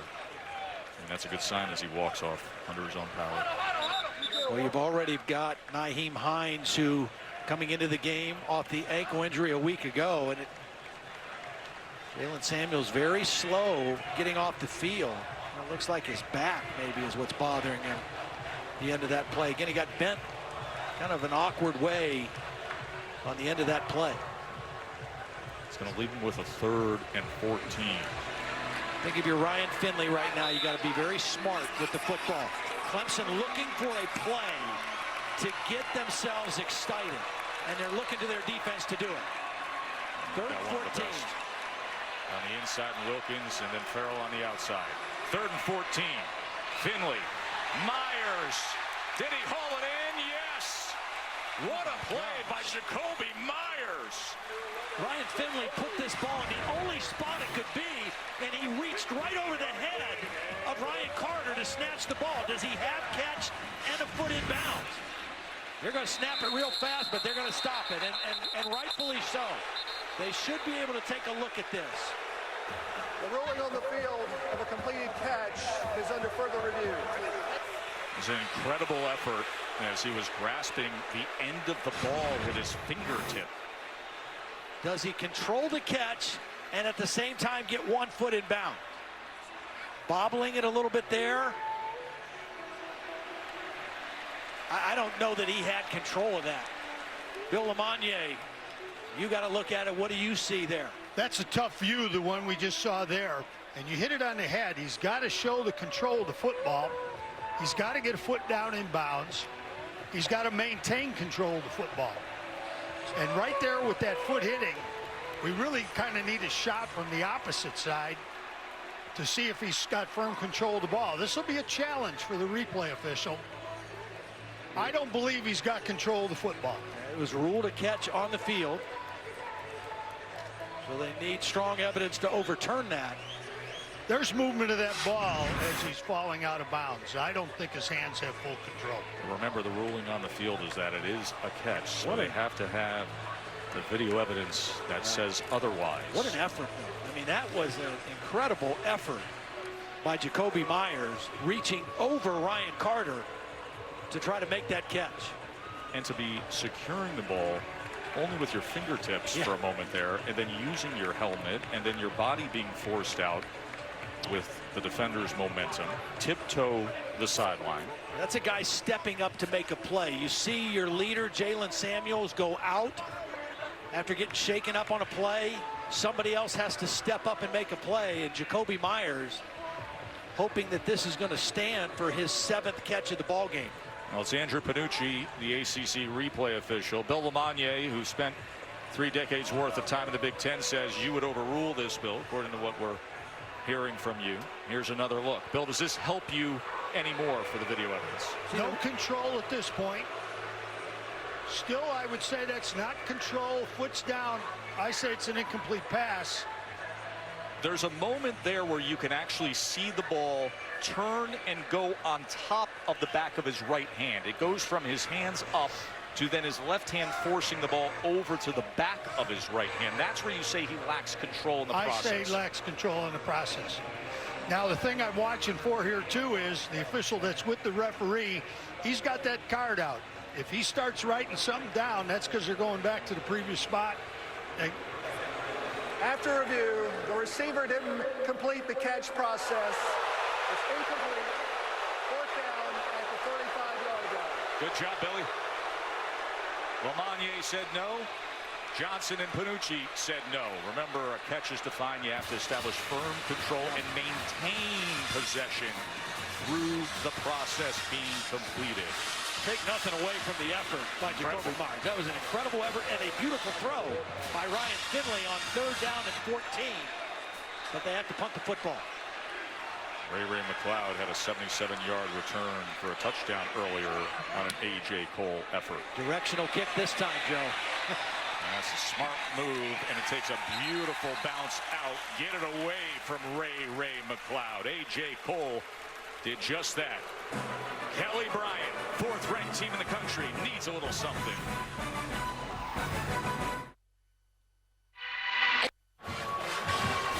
Glad you're with us for ABC College Football presented by K Jewelers here in Raleigh, where last night we had amazing barbecue from one of the true leaders of our production group, Larry Clairfelt. There's his family, his wife Kristen, daughter Leah. They hosted the entire ESPN ABC team at their house last night. Beautiful home, beautiful weather, Bullock's barbecue. Made to order, man. What a night. That was so nice of them. Clemson with Feaster back to business. College football playoff top 25 rankings will come your way Tuesday at 7 p.m. Eastern on ESPN. Reese and the guys will break it down. The new rankings, of course, Clemson right now number 4. Oklahoma's on top of Oklahoma State, and Ohio State's in a hole right now. Who knows what will be revealed come Tuesday night. Dabo told Holly their offense has moved the ball, but no big plays. 18 yards, the biggest play so far, a run by Kelly Bryant. Kelly Bryant on the go here as he was taken down by Street. You know, through the years, the first rankings, I mean, it's been curious to see how things play out. Remember, the very first rankings, you have Mississippi State, number 1. It doesn't always play out, folks. Ohio State was 16. Oklahoma was 15 one year on the first rankings. Somebody's out there right now that's going to make the show. Going to be playing in either the Rose or the Sugar on New Year's Day that you're not seeing or you're not talking about right now.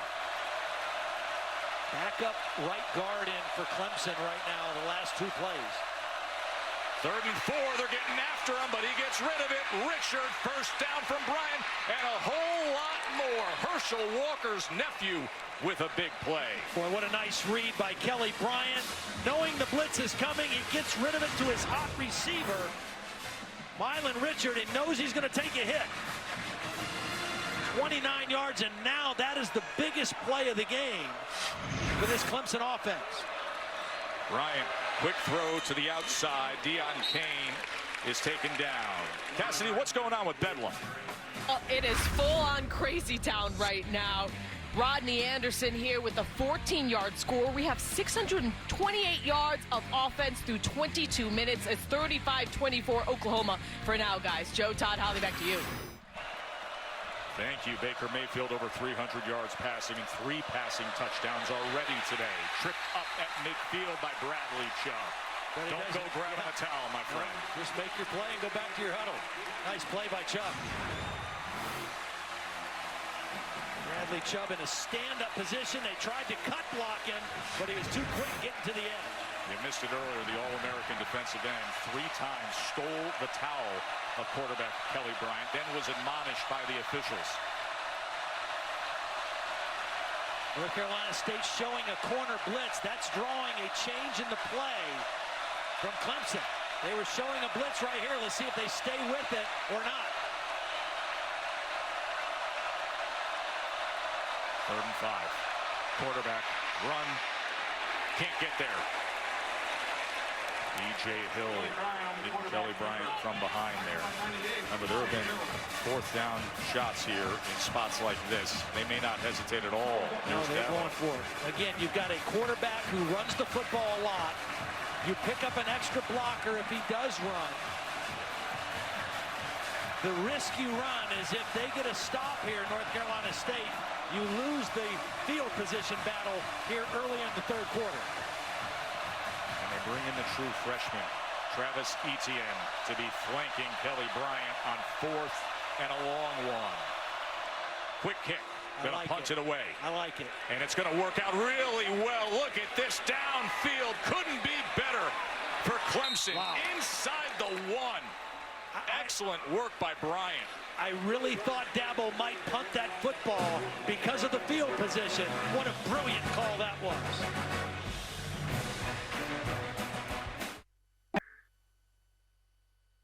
College football on ABC, presented by K Jewelers, is brought to you by Kia Motors. Visit kia.com to learn more. And Taco Bell's new crispy chicken quesadilla, a deliciously unexpected pairing. Awesome look through our progressive pylon cam. Saw Kelly Bryant's touchdown run earlier. Kane came flying in, and the cam took a shoe full. That was a great punt moments ago, Tom. Right now, after that great decision by Dabo Swinney, what North Carolina State has to be concerned about is first and foremost the snap. Giving an accurate snap. If you go under the center and try to sneak it out of here, make sure you have a good snap first. He's going to go with a quarterback sneak, try to create a little bit of breathing room. He gets a 1.5 yards. Right now you're thinking field position. Your team has a 4-point lead. You want to get the ball away from your goal line. And if you have to punt, you have to punt.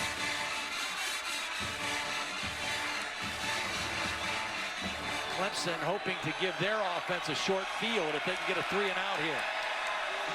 Veteran Hines in the backfield.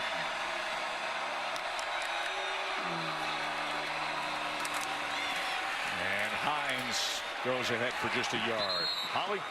Well, help is on the way. Jalen Samuels was examined for an upper body injury, but he is trotting back out onto the field right now. It looks like they put a little extra padding up top and taped his right shoulder. Also important for Clemson, their second leading tackler, linebacker Kendall Joseph, jogged in the locker room before the half. He's come back out with a very heavily taped right knee. He is a little bit limited in his mobility, but he's trying the best he can right now. Well, this is a big opportunity for the Clemson defense. Can they cash in with the field position? 3rd and 7. You throw something here, throw it towards the sideline. Finley. He does just that, but it's incomplete. So they will be punting out of their own end zone. Ball kind of sailed on Ryan Finley. Aware of where he was on the field, over the head of Jalen Samuels. And remember, A.J. Cole, he's gotten off good punts, 57 yards and 55, but he needs to be directional because sitting back there is the guy who took it back 77 yards for a spectacular touchdown.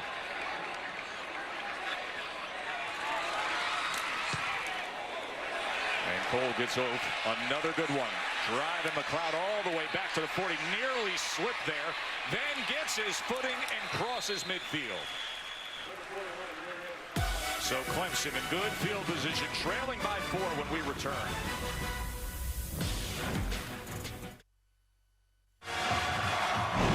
Pacific Life game summary here in Raleigh as the number 4 team in the country trails in the second half because Ryan Finley has had himself a great day. But Ray McLeod made for some thrills. The 77-yard punt return touchdown. Back and forth they've gone. Mid-season All-American Jay Sam. Couple of touchdowns for the Wolfpack, but now prime field position for Clemson. Etienne trying to wiggle his way, and he does so with good work that time, a gain of 6. Yeah, that quick kick was so well timed and so well executed by Clemson. An exchange or a pickup of 41 yards by Clemson in that exchange of possession. They went from their own 10 to now the North Carolina State 49 to start this one. Prime real estate now for Clemson. McLeod, jet look. Instead, it's Bryant downfield. Open for a moment was Kane. Kane came out of his shoe. He was open, Dabo told Holly, we've had some guys open, and we just haven't hit the plays. This is another one of those. This could have been the touchdown. Kane has separation. You got to get the football to him. There's no defender. Kelly Bryant has been short on a deep throw, and that time he was off the mark. And those are opportunities you can't let slip by. Well, the orange shoe is on the turf. You know, 50 years ago was the famed orange shoe game between these two. 50th anniversary of that game. And Clemson brought out the orange shoes against NC State. Bryant on 3rd and 4.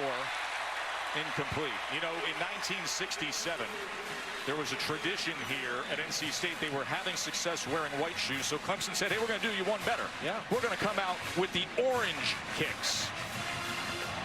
And they were able to get the job done then. And right now, a tight tie for the speedy Deion Kane.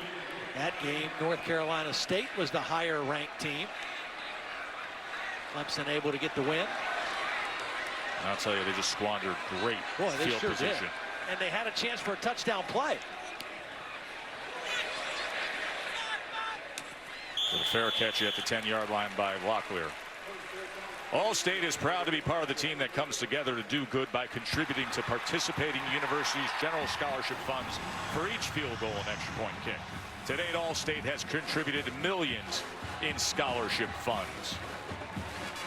21-17, NC State against number 4 Clemson, a Clemson team that has won 8 straight games over ranked opponents. That's the most in the country.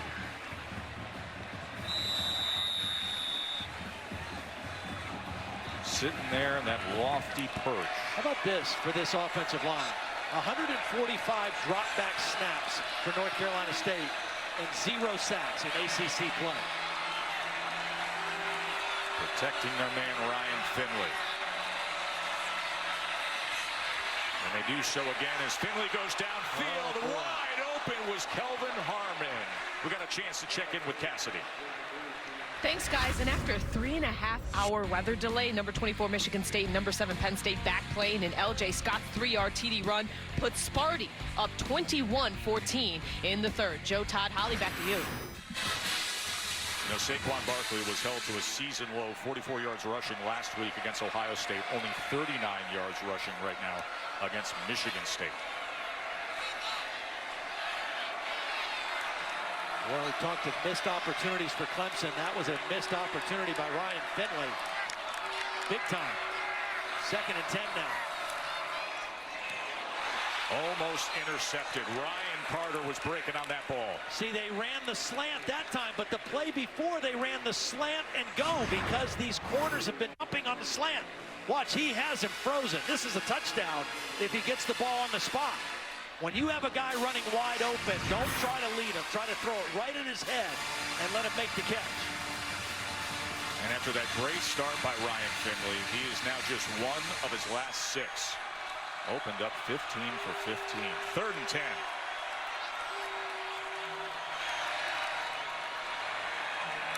Clemson content to play field position right here. He was trying to find Samuels on a wheel route. And it'll be 4th down. Really good coverage by Dorian O'Daniel. He's listed as the Sam linebacker. He's 6'1", 220, so he's kind of a hybrid safety type. 2nd straight 3 and out now for the North Carolina State offense, but not without opportunities to make a big play. Well, A.J. Cole's top 15 in the country in punting average and one of the most dangerous guys of all. Back to return.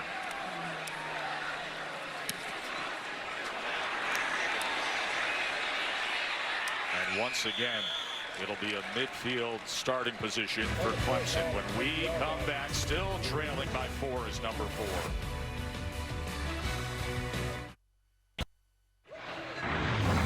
Coming into the game, Clemson offense averaging 6 yards per play, but tonight only 4.4 because of some missed opportunities for big plays. You never know when they're going to come. That was in the first half, an underthrown ball, and then moments ago, with great field position, another missed opportunity on an errant throw by Kelly Bryant. You just don't know how many of those shots you get in a game like this, and so far, Clemson hasn't hit on one. Etienne hitting that crease on the right side. NC State has lost 7 straight to top 10 ranked teams. So much on the line considering the Atlantic Division. And consider mathematically the winner of this game is just about a lock to play in the ACC championship game. And then for Clemson trying to stay alive for the college football playoff. 2nd and 6. Bryant took a hit as he threw, and it's incomplete beyond Overton. Holly? Something very interesting is going on with Clemson's offensive line. 5 straight offensive possessions. They have rotated their guys up front, particularly on the right side, the guard and tackle. The only 2 guys who've been in every one of the last 5 possessions, the center and the left tackle. I've never seen people rotate offensive linemen this much, trying to keep their guys fresh against this really good defensive front. Pretty smart, playing it into a 4th quarter game. Defenses do it all the time. 3rd and 6, pressure on Bryant, backing up, staying alive, gets rid of it, complete for a first down, Deion Kane. Really nice poise by Kelly Bryant. Here comes the pressure. They brought an extra man. It was a safety blitz. Tim Kid Glass is the guy that forced Bryant out of the pocket, but he kept his eyes downfield and delivered a perfect throw for the first down. 7 yards on 3rd and 6, but he seemingly floated about 20 yards back. That was Kane's 4th catch on 3rd down. As Bryant off the jet motion will just keep it and go straight ahead to the 32. You just feel like they have to take advantage of this field position here sooner or later. This is their 3rd possession starting in North Carolina State territory. They've got to come away with something to show for it. 2nd and 5. Bryant, quick out and into the hands of Kane. We'll have another first down at the 20-yard line. This feels like the drive for Clemson. Will it be the drive for Clemson to retake the lead?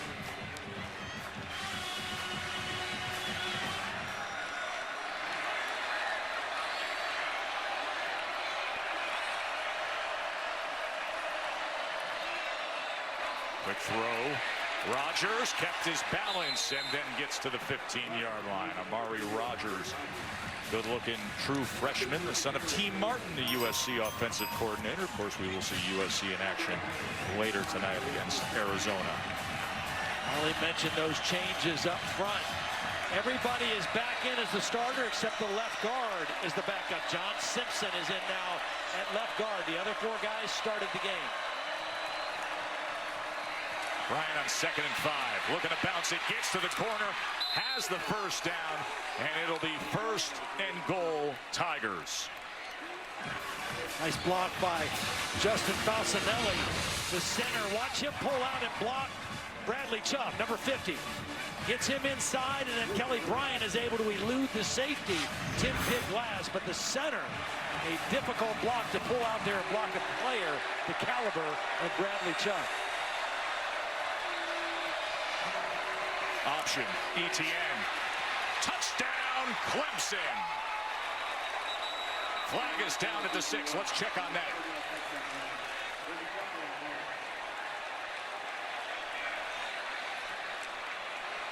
Personal foul. Chop block, number 55, number 73. 15-yard penalty, still first down. Yeah, it happened right over the center. The center was engaged with the defender right here and watched the right guard, Tyrone Crowder, come into the legs. He disengaged pretty quickly, but at the point of the impact,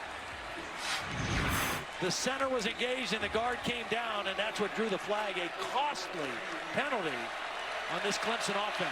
Remember, it was 1st and goal, so it wipes out the touchdown, brings the ball back to the 21. It is 1st and goal from there. Bryant trying to get to the corner, and he's wrestled down by Moorhead. We got a good amount of that yardage back. See the speed of Kelly Bryant. He's a legitimate 4-4 something.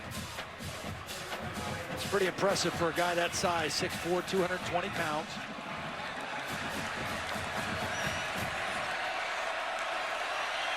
Haven't heard from Hunter Renfro for a while. Slot receiver to the top of the screen. Only 3 catches for 17 yards today. The fade. The score. Great effort from Kane. And Clemson is back on top. Really nice use of the splits by Deon Kane. He's going to take a split all the way into the hash mark, which gives him a lot of field to separate from the defender to the outside. Working on Jonathan Alston. That's just too much room out there.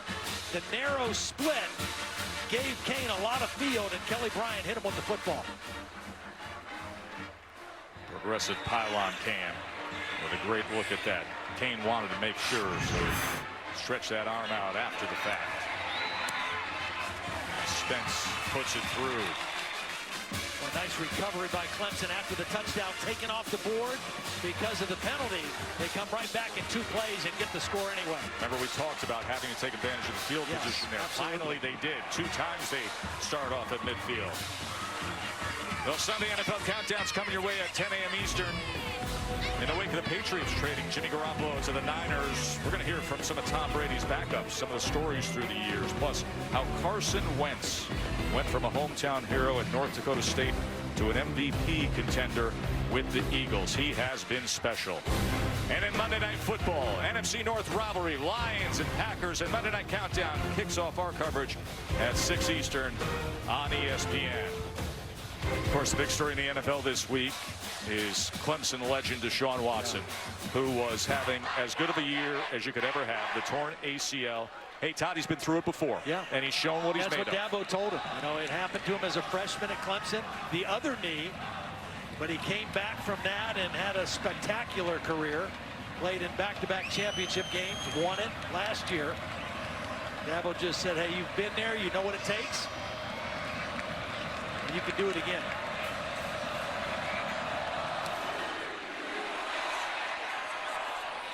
Samuels from the goal line. And he has met good coverage inside the 20. Let's check in with Cassidy.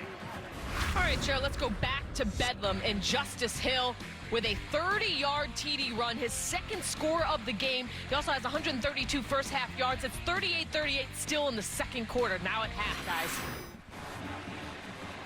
That sounds like Bedlam. 38-38 at the half. Mayfield with 3 passing touchdowns. Mason Rudolph with 3 passing touchdowns. Back and forth they go. I think this is a really important drive for North Carolina State's offense. 3rd time inside their own 20, but they're not by their own goal line. Here's Hines hitting that hole with purpose for 3 yards. Clemson has taken a lead. They had the field position edge the entire 3rd quarter. This is a possession. Even if North Carolina State does not score, they have to shorten the field a little bit. They've got to make a couple first downs and flip the field. They have been pinned for the better part of this 3rd quarter. Kelly Bryant, remember, had a quick kick punt to do that. 2nd and 7 now as they go with the option. The RPO with the 3rd part being Myers, but he has tackled that time by Carter. That is a loss of 1. This is a team that thrives on negative plays, sacks, and tackles for loss. They have not been able to sack Ryan Finley, but they've had a few tackle for loss plays and get this team, that's North Carolina State offense, behind the chains a little bit. Remember, they average 4 sacks a game, best in the country. This offensive line has protected Finley. What do they have on 3rd and 8? 2-man rush. Finley with time again, and with the completion, and keeping his balance is Myers, weaving his way out past the 40. Now, this is not supposed to happen if you're Brent Venables. You're rushing 2 guys, so you're dropping 9 into coverage. It's a zone defense, and Ryan Finley still finds an open receiver in a hole and then a missed tackle. And North Carolina State, 23 yards on that 3rd and 8 play. The pass now on 1st down. Downfield and beyond Harmon. Check in with Cassidy again. And Joe, number 6, Ohio State in some trouble at Iowa. Nathan Stanley to TJ Hawkinson. Second time these two have connected. It's now 38-17 Iowa in the third over on ESPN. Joe, Todd, Holly.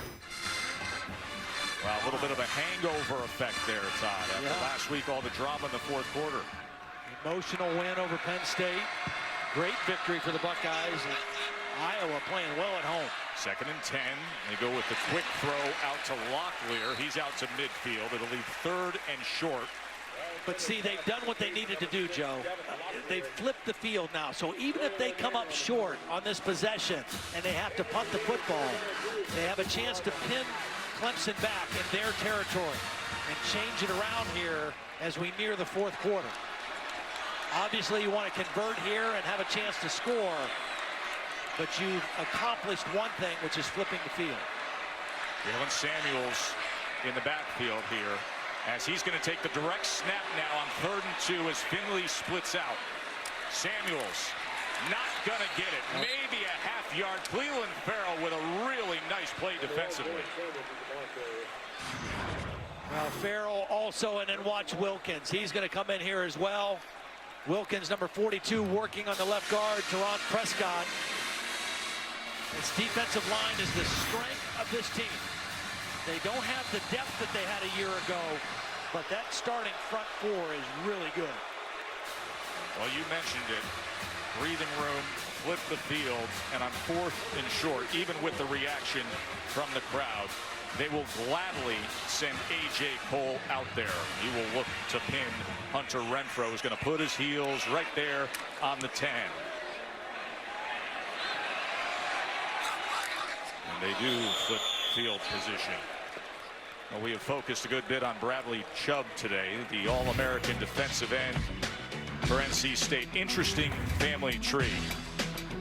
Dad played at Georgia, was a good one back in the late 80s. Older brother Brandon was at Wake and then the NFL with Detroit. And then you know all about the last name from the historically famous Chubbtown, so he is a cousin to Georgia star Nick Chubb. Chubbtown, well featured, dates back to 1864, established by one of Nick and Bradley's relatives, Isaac Chubb. If you ever get the chance to see that story, go to ESPN.com and realize what a great piece of American history that is. Feaster breaking free. They're going to have to track him down. Tavian Feaster, how about it? 89-yard touchdown.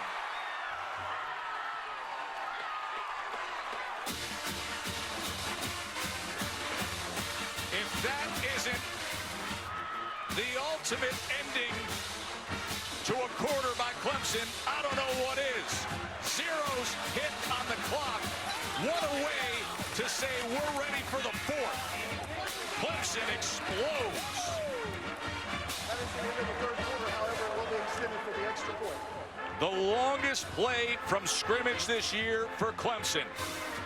The entire game, North Carolina State's defense has had their run fits correct until this play. They pin them back down, and watch what happens when you miss a fit. This linebacker fills here.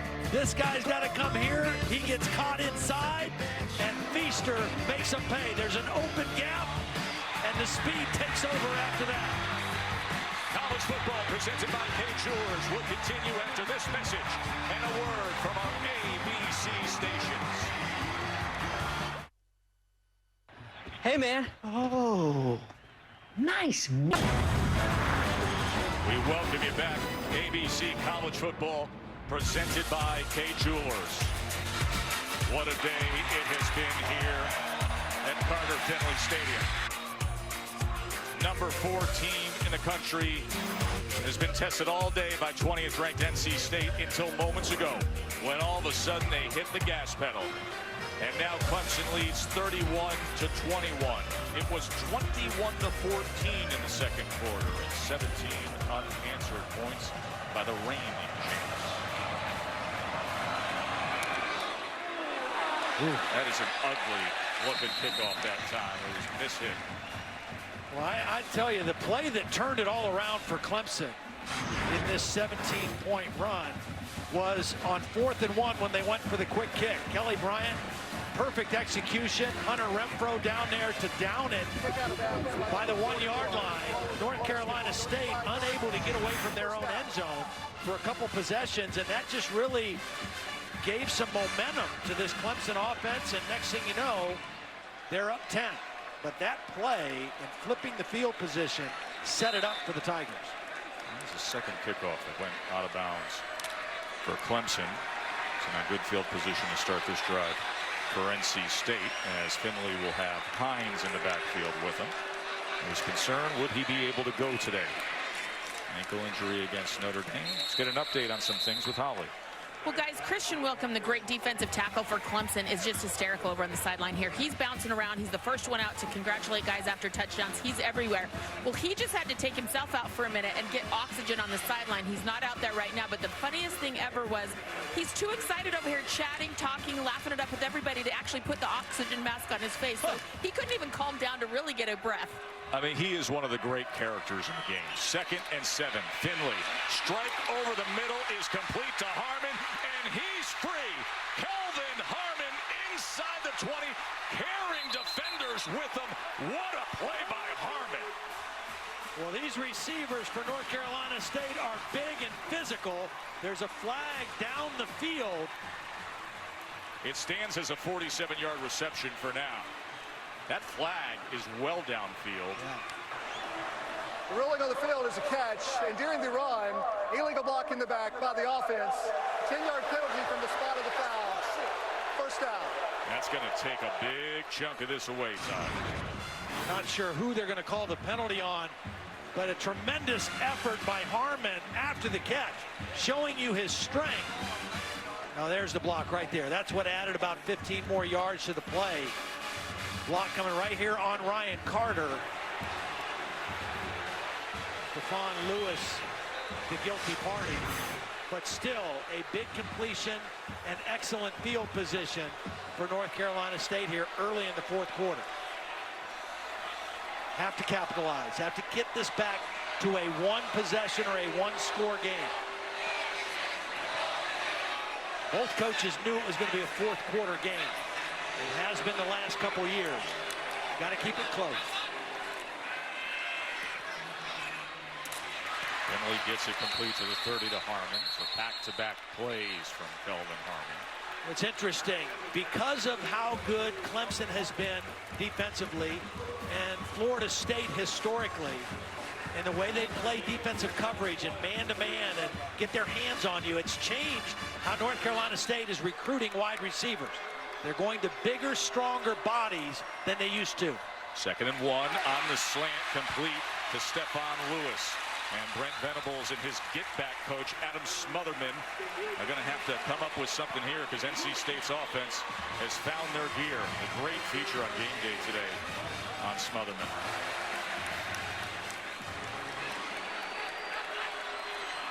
Here's Hines, first down run, patient, and then makes his way to the 15.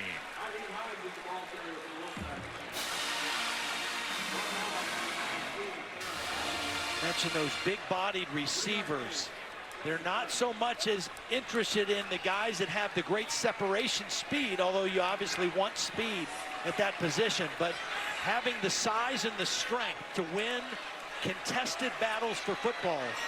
That's what they're looking for. And in the red zone, this part of the field, that becomes even more of a paramount thing.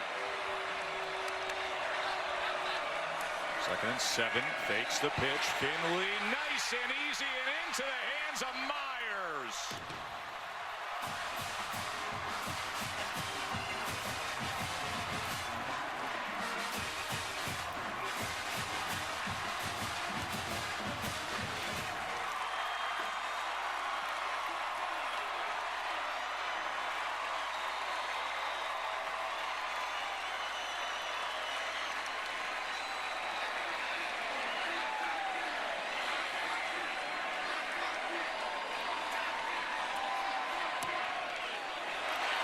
Great response by NC State.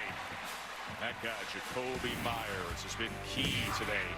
9 catches this the biggest so far to close into it against the 4th-ranked team.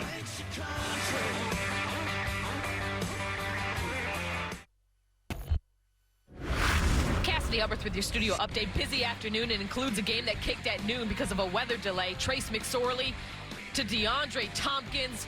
Wide open, 70-yard TD pass. Sparty responded with a field goal, so it's 24 all in the 4th. Joe, Todd, Holly, back to you. Cassidy, that's fun there, but is anything more fun than some swag surfing here in Raleigh? I mean, they're going all fast like youngsters on us here.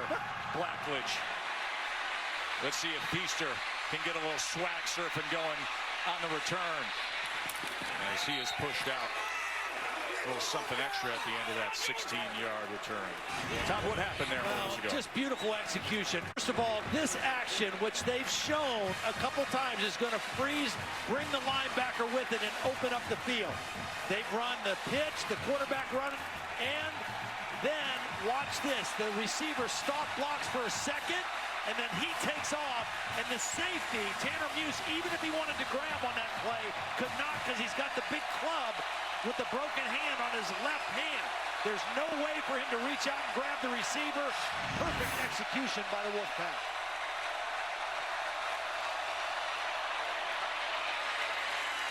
Out to the 25-yard line is Etienne, a gain of 5. Holly mentioned that Clemson doing something highly unusual, subbing their offensive line minutes to get and to be fresh in a game like this in the 4th quarter. North Carolina State has good depth in their defensive front, so they're able to rotate guys. Clemson trying to match that freshness of legs in the trenches when the game's on the line here in the 4th quarter. Etienne motions out, empty for Bryant here on 2nd and 5. As he will keep it himself. And it's going to be 3rd and short. 3rd and short, but the good news and the good number for Clemson is they are now over 200 yards rushing in the ball game, and when they do that, they are 43-1, and they're sitting at 207 right now.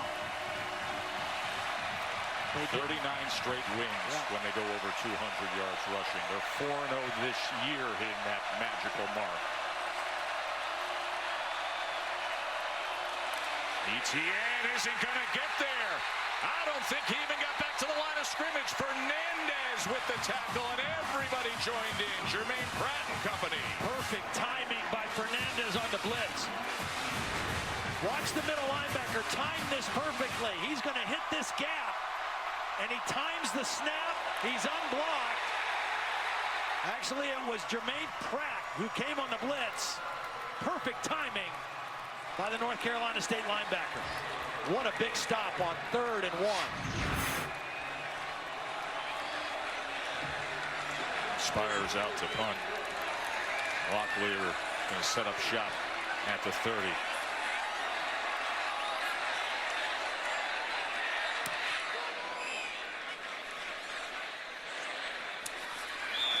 Fair catch at about the 27. NC State's going to have the ball. Just over 10 minutes to play, trailing by 3.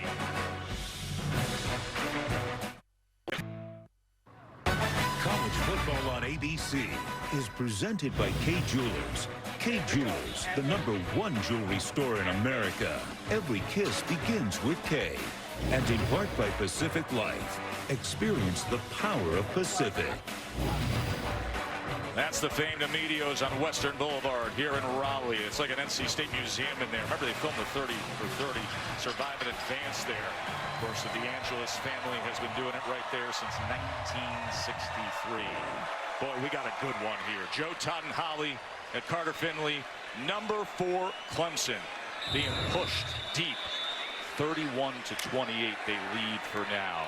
It's 17 unanswered points until Ryan Finley and the Wolfpack just roar back. And now they start this drive with 10 minutes to play. Pressure, and he goes down. Cleveland Farrell, big-time NFL prospect with all that speed, was coming after Ryan Finley. Well, Finley was in good position to get away from the pressure. He just slips. Farrell is the guy that's going to force him to leave the pocket, but he's got room to get to the edge, and he just slipped. And then fell on the football. So a negative yardage play. It'll go down as a sack for Clemson. And Todd, that's the first sack that NC State has allowed in ACC play. 157 dropbacks. That's the first one. Intercepted by Carter. Ryan Carter comes up huge. They've been squatting on the slant routes all night. Ryan Carter, watch. He reads the route. Watch his eyes at the bottom of the screen. His eyes are going to go to the quarterback, and he beats the receiver, Stephon Lewis, to the spot. They've run a lot of slants, and Ryan Carter read the route better than the wide receiver did. Christian Wilkins letting Ryan Finley know all about it. He is juiced. Ryan Carter. Big interception with 9.5 minutes to play. And now Clemson is going to start off at the 27 of NC State. Feaster just 2 yards there. Ryan Finley, only his second interception of the season. Isn't it interesting? They had been giving up sacks, give up a sack on one play. That's right. He doesn't throw interceptions, just had the one last week against Notre Dame this season. Throws interception on the next play. Back-to-back uncharacteristic plays for the NC State offense. Kelly Bryant not finding much there. I think this is the play of the game for the North Carolina State defense right here. There's 8:50 and counting left in the game. If they can force a field goal attempt here, they keep it as a one-possession game. Big play right here on third down for the Wolfpack defense after the sudden change situation following the turnover. 3rd and 5. A-gap pressure, both sides of it. Diving effort from McLeod can't go, so it will be 4th down.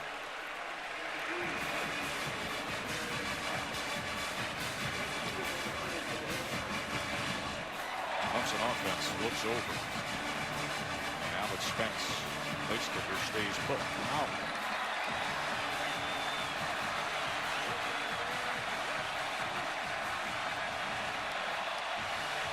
Now, Todd, you thought that 3rd and 5 was big? How about 4th and 5? Well, you got to think about Renfro here. He's the guy in motion, number 13. He has been shut out without a catch in this second half. 4th down for Clemson. Renfro's got it. What an effort. Sprints free. You said it. He delivered. He's just such a dependable guy. You put him in motion to kind of read the coverage, and then the timing on the out route. Perfect timing by Bryant, and you see this is a guy that came to school weighing 150 pounds. He's put on about 30 pounds, and he showed some strength there breaking the tackle.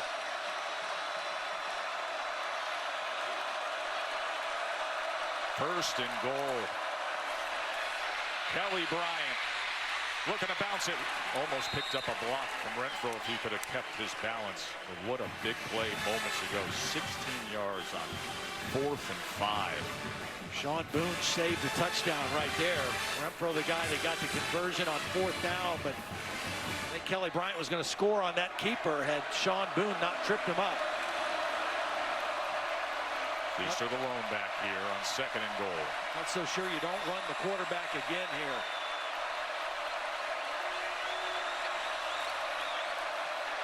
Exactly what they do, and he muscles his way down to the 1-yard line as he met Jarius Moorhead. 4-yard gain there. It'll be 3rd and goal.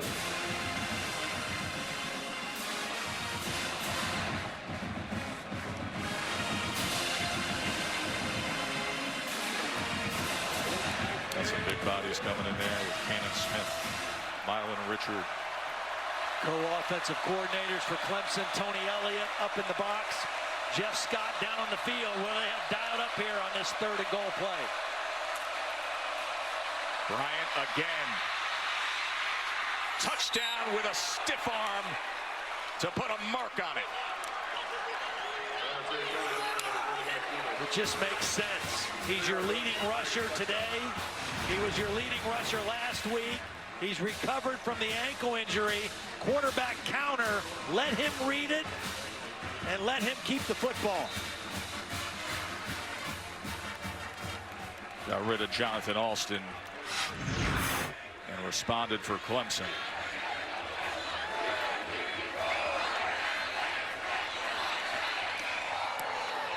Those moments, those sequences when games are decided, like Ryan Carter coming up big, the interception of Finley's throw, and then having the guts, Tony Elliott, to call a 4th and 5, and Renfro with a little pull of Kid Glass for 16. And then the big man on campus, bigger than ever, with a 10-point margin. Kids were laughing in my classes while I was scheming for the Joe Todd and Holly with you here as Clemson has pushed it back to a 10-point game. It is survival time. November college football. And it's time to position yourself for the ACC championship game. Winner of this game will almost assuredly be there. Samuels on the return from the goal line. You know, Hunter Renfro always seemingly has big moments, Todd. Yeah, he's a clutch receiver. In the biggest games, he makes the biggest plays. Championship game style. It was 2 years ago, and then last championship, even on defense, when he turns into a defender, and then this was the game winner last year. And a few moments ago, on the biggest play of the game so far, 4th down. He doesn't have the first down at the catch, but he fights through and makes it. Listen, he even has big moments off the field, like celebrating that his girlfriend, Camilla, was named Clemson's homecoming queen this fall. Everything goes this guy's way. Dabo loves him, the former walk-on. Yep. And there she is. Dating royalty, the homecoming queen. I mean, they must be the first couple of Clemson's campus right there. Hunter Renfro moments ago coming up big. Holly? Well, you know, it hasn't been easy for Hunter Renfro. He said he got tonsillitis his senior year in high school. He dropped down to 148 pounds. So when he got to Clemson, he was tiny. He's had to put on 30 pounds. He's had to beat out 5-star recruits, and he's done it to be the royalty they deserve. Here's Finley on 2nd and 9. He's going to pick up a block, and he'll have the first down for NC State. NC State right now, as we near the 5-minute mark left in the game, they've got to score twice. So they got to think about scoring now quickly. I think they have to have a little sense of urgency, speed up their tempo a little bit, or their operation, because they've got to score twice. They don't need to score a touchdown on this possession. It could be a field goal, but they got to score within the next couple minutes here to give themselves a chance. Finley, first down throw is too high to the outside of Harmon. Harmon's had a big game tonight, 116 yards, 11 times he's been targeted, has the touchdown catch. Got to think about trying to get some points with about 3.5 to 4 minutes left in the ball game, and hope your defense can get another stop.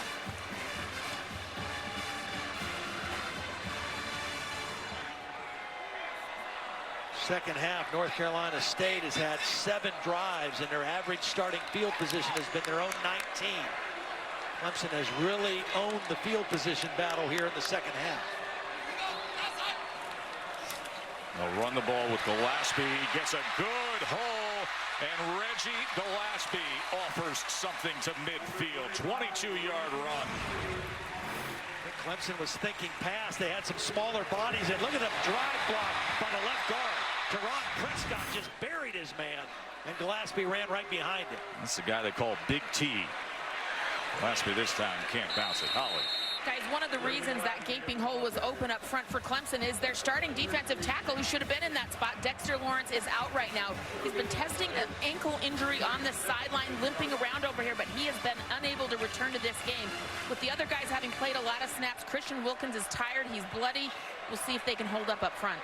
A lot has been asked of both sides here. So Lawrence out of action. He was the breakout player of college football last year as a freshman. Second and 11 throw is complete for a first down to Lewis. Lawrence missed some time last week in the win against Georgia Tech. Nice throw that time by Finley. Again, good protection, only the 1 sack, and really that sack was Finley's fault. He slipped and fell down. He wasn't tackled by a Clemson defender. This offensive line doing their job. Again, they need to score quickly this possession. Finley looks left and gets it complete to Lewis again, who will have another first down for the Wolfpack. I wouldn't mind seeing him go with a slant and go again. They hit a couple slants. He threw the interception on a slant. See if one of these corners will bite on something short and run by him. Gillespie, well blocked again. He goes for 9 yards this time. That's their patented play. That's their favorite run play. The stretch play, the outside zone. All of their backs run it well. And timeout is going to be used by Brent Venables and that Clemson defense. 3:40 to play. NC State trying to score here on this drive. You know, Finley and Bryant have made it fun here as we look at our Pacific Life game summary, the quarterback comparison. Finley started off red hot, looking to answer here now and close this 10-point margin. Kelly Bryant for Clemson, he's got the touchdown pass, but 82 on the ground and 2 rushing touchdowns as well. Clemson, we talked about being a little banged up at corner. They're in their base personnel right now. 4 defensive backs, 3 linebackers. Here's Gillespie on 2nd and 2. Inside the 10, it'll be 1st and goal, Wolfpack. I really think that timeout by Brent Venables, he needed to get his troops collected, but it helped North Carolina State. They were able to call 2 plays and come right up to the line here after the first down. Here's the boot. Cleveland Farrell chasing. No option left for Ryan Finley. Really nice play by Farrell. They tried to fool the Clemson defense, thought that the naked bootleg would fool him and he could run in, and Farrell stayed at home. And that's a tough guy to get away from if he stays. Clock continues to run. That worked against him. Samuel's in that H spot to the right side. Always watch out for him, number 1. Taking a lot of time. That was dangerous as Samuel slipped as he was trying to make that in cut. And it was nearly an opportunity for Kayvon Wallace to come up with an interception. Yeah, he was going to be open, but he slipped and fell. The good news for North Carolina State is the clock stopped. The bad news, it's 3rd down. 12th play of this drive. The must-have drive for NC State. 3rd and goal. Pumps. And then checks down. Gillespie lowers the shoulder and tries to get as much as he could to the 4-yard line. See, it was a good drive. It took a lot of plays. It's taken too much time, though, Joe. They've got to score twice. They needed to score this first either touchdown or field goal with about 3.5 minutes left. They're going to be under 2 minutes, and they still have to get a stop from their defense. This drive has taken 6 minutes, and it needed to take about half that to come away with points. When you have to score twice, you have to have a little different sense of urgency. What is this Clemson player doing laying on the ground? Okay, he's up now. Well, this is Kyle Bamberg coming in. Remember, he missed the potential game-winning field goal against Clemson last year. And how about that? That must feel so good for him. Carson Wise was the starting place kicker.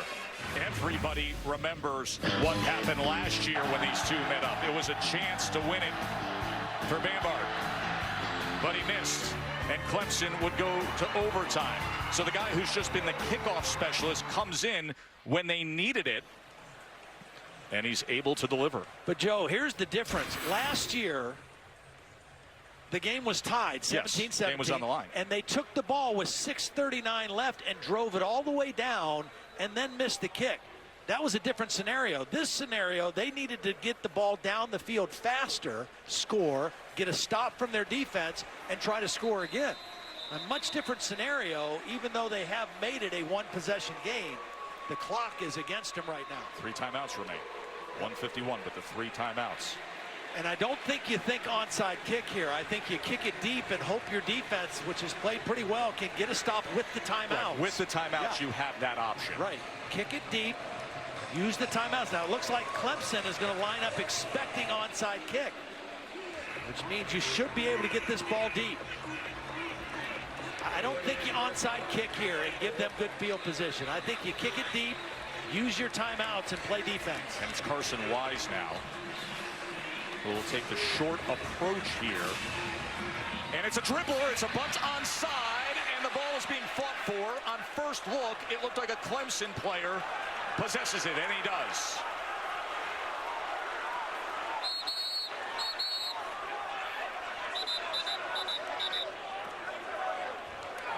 Rolling on the field, the ball is recovered by Clemson. First down. I think it was Thompson, the young wide receiver, who came up with it. Got to tell you, Todd, not a fan of the bunt dribbler onside kick in a spot like that, especially with your kicker going in against that group, hands teams, speedy guys trying to recover it. Kick away, you got the 3 timeouts. That's the strategy you were talking about.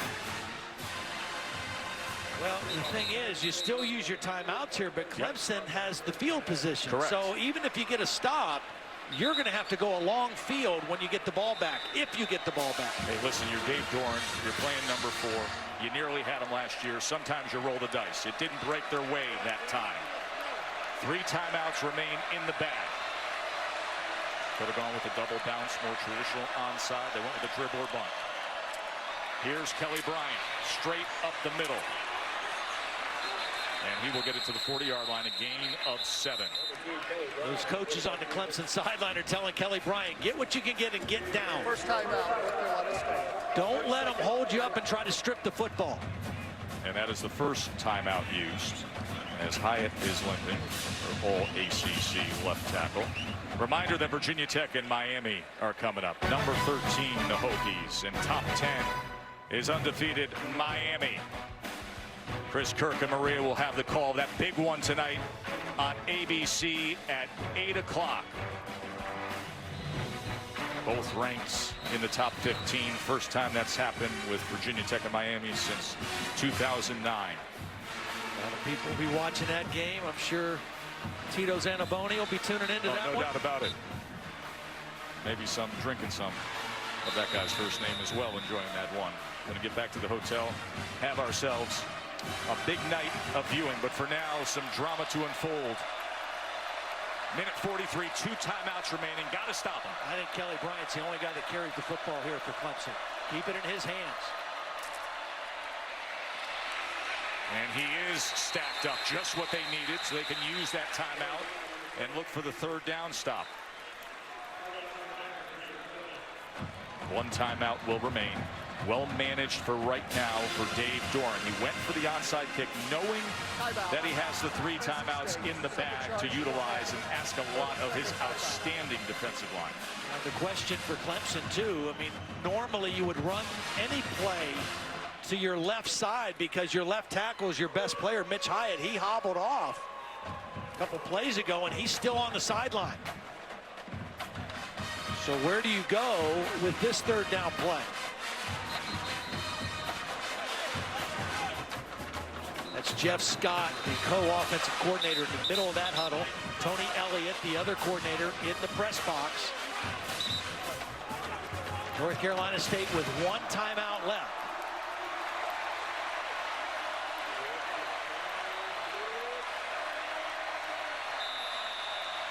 But you know what? Clemson's not going to attempt a field goal from this range. I mean, this is 2-down territory probably for them. Kelly Bryant stacked up again. Fernandez and the rest did it. So do you punt here if you're Dabo, or do you just try to run another play and get a 1st down? And give credit to Dave Doran. He took a risk going for the onside, knowing he's got a defensive front that can win it for him, and he's got the 3 timeouts to utilize. Well, you got to get the stop regardless, whether it's on that end of the field or this end. The short field obviously took a risk to do so. Wanted to give a shot at getting that ball. Didn't get it. Needed his defense to have the stop right then and there, and they did. And now here it is with Will Spires out there for Clemson. Spires will try to drop this thing inside the 10-yard line if he can and give North Carolina State a long field to work with. with no timeouts remaining. And it goes into the end zone. So a minute 24 to try to tie the game. That guy right there, Ryan Finley, started off so hot. Nearing 300 yards. 3 touchdowns and an interception. None of those numbers matter right now. All that matters is this drive. And as a quarterback, any quarterback can tell you these are the kind of moments and drives that you dream about. Let's see what he comes up with. Defense did the job for him. Now it's up to Finley.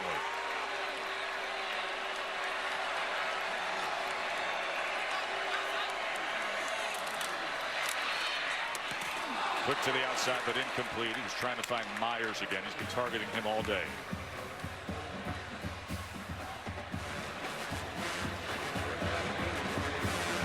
I'll tell you, I've been impressed with how well this North Carolina State offensive line has protected the quarterback. Now this is a tough situation here. End of the ball game. They're tired. Clemson knows NC State has to pass. They're going to pin their ears back, but they've protected their guy extremely well tonight. Second down. They go on the slant, and he gets it complete to Lewis. Remember, no timeouts. Clock will run here as it'll be 3rd and about 2. Got to convert. The clock will stop if you convert to first down until they reset the chains. Finley on 3rd and 2. Batted. That was batted by Lamar. 6'4" middle linebacker Trey Lamar got up and got a piece of it. So it is 4th down with a minute to play.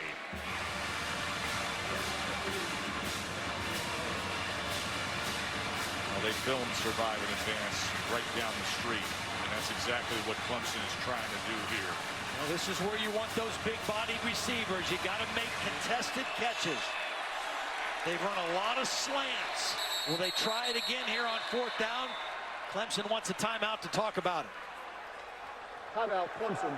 Second charge in the hand. 30-second timeout.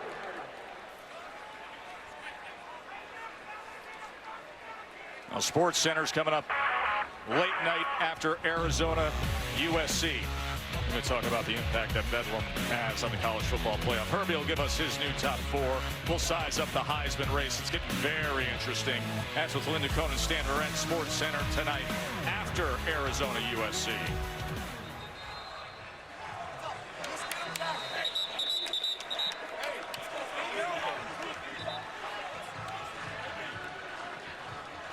Fourth down and 2. Kelly Bryant and the Tigers trying to take a step closer to the ACC championship. Almost assuredly, the winner of this game mathematically will be there, but of course, even bigger for Clemson. 4th-ranked team in the college football playoff. Jacoby Myers has been your leading receiver today. 9 catches, 105 yards. Kelvin Harmon, 6 catches, 116 yards. And Jalen Samuels has been your go-to guy all season. All 3 are to the right. To stay alive on 4th and 2.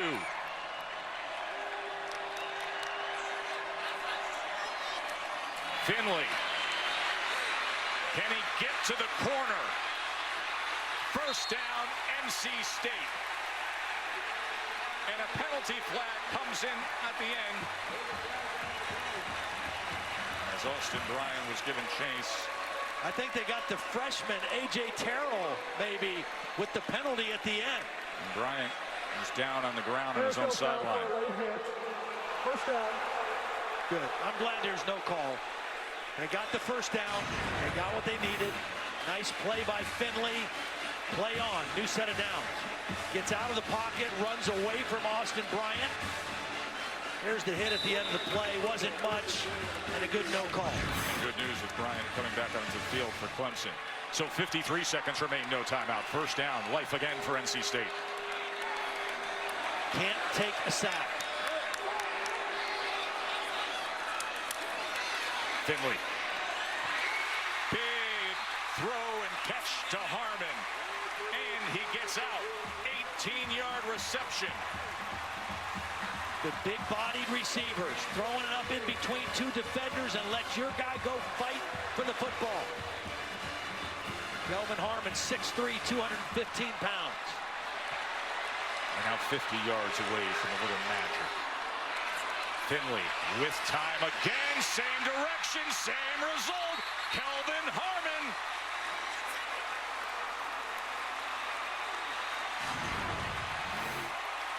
He's working on Ray McLeod, who is now playing defensive back. Because of the injuries, they got a wide receiver playing defensive back, and they're going after him. 41 seconds remain. Finley again, he wants more this time, but he threw it to the outside of Harmon.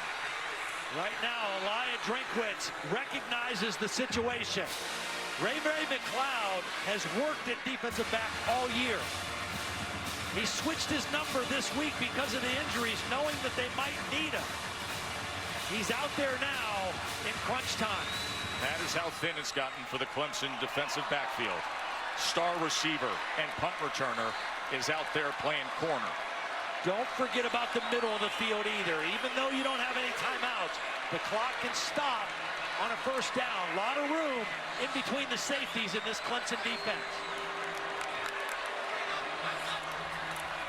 Finley over the middle, as you said, as he was looking for Samuels. It'll be 3rd and 10 with 32 ticks remaining.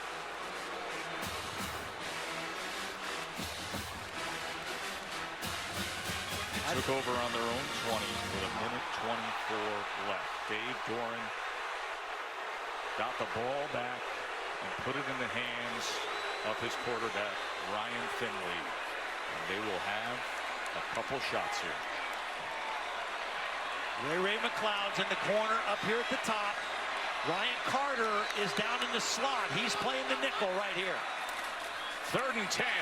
Finley wants it all. Incomplete. Big collision. Wallace came in on Samuels there, and O'Daniel was trailing. But that's what's been open. The middle of the field, and Samuels was open, but a beautiful play by Kayvon Wallace. Perfect throw, good route, and the safety did his job running through the football and knocking it loose. Kayvon Wallace, the sophomore safety. A big break up there. Now Clemson's in a prevent. You got to find a soft spot and convert the 4th down here. Look how deep the safeties are for Clemson this time. And they're going to take another timeout. Timeout, Clemson. Second charge timeout of the half.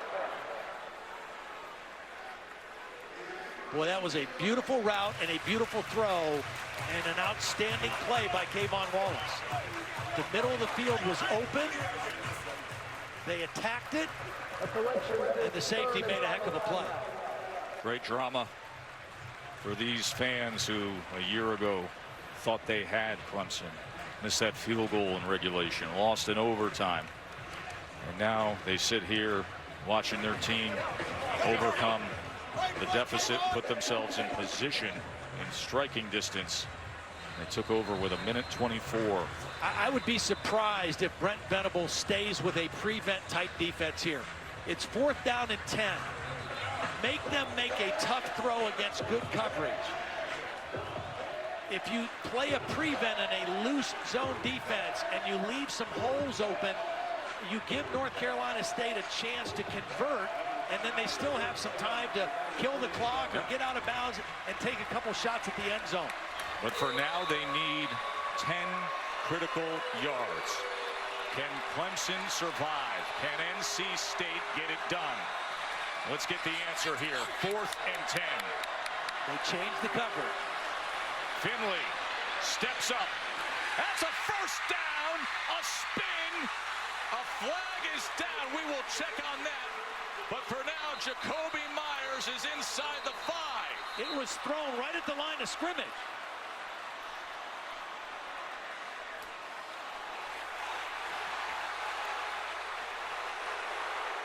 Illegal shift. Two-man moving and not getting set before the snap. 5-yard penalty. Yep. 4th down. The outside receiver, they were trying to adjust who was on the line and who was off the line. Watch out. Out here, the outside receiver is going to shift late, and the ball is snapped before they're done. Two guys moving, and unfortunate error by North Carolina State, and they would have converted. And a penalty that had little impact on the realities and the outcome of that play. My goodness. So it backs them up to a 4th and 15.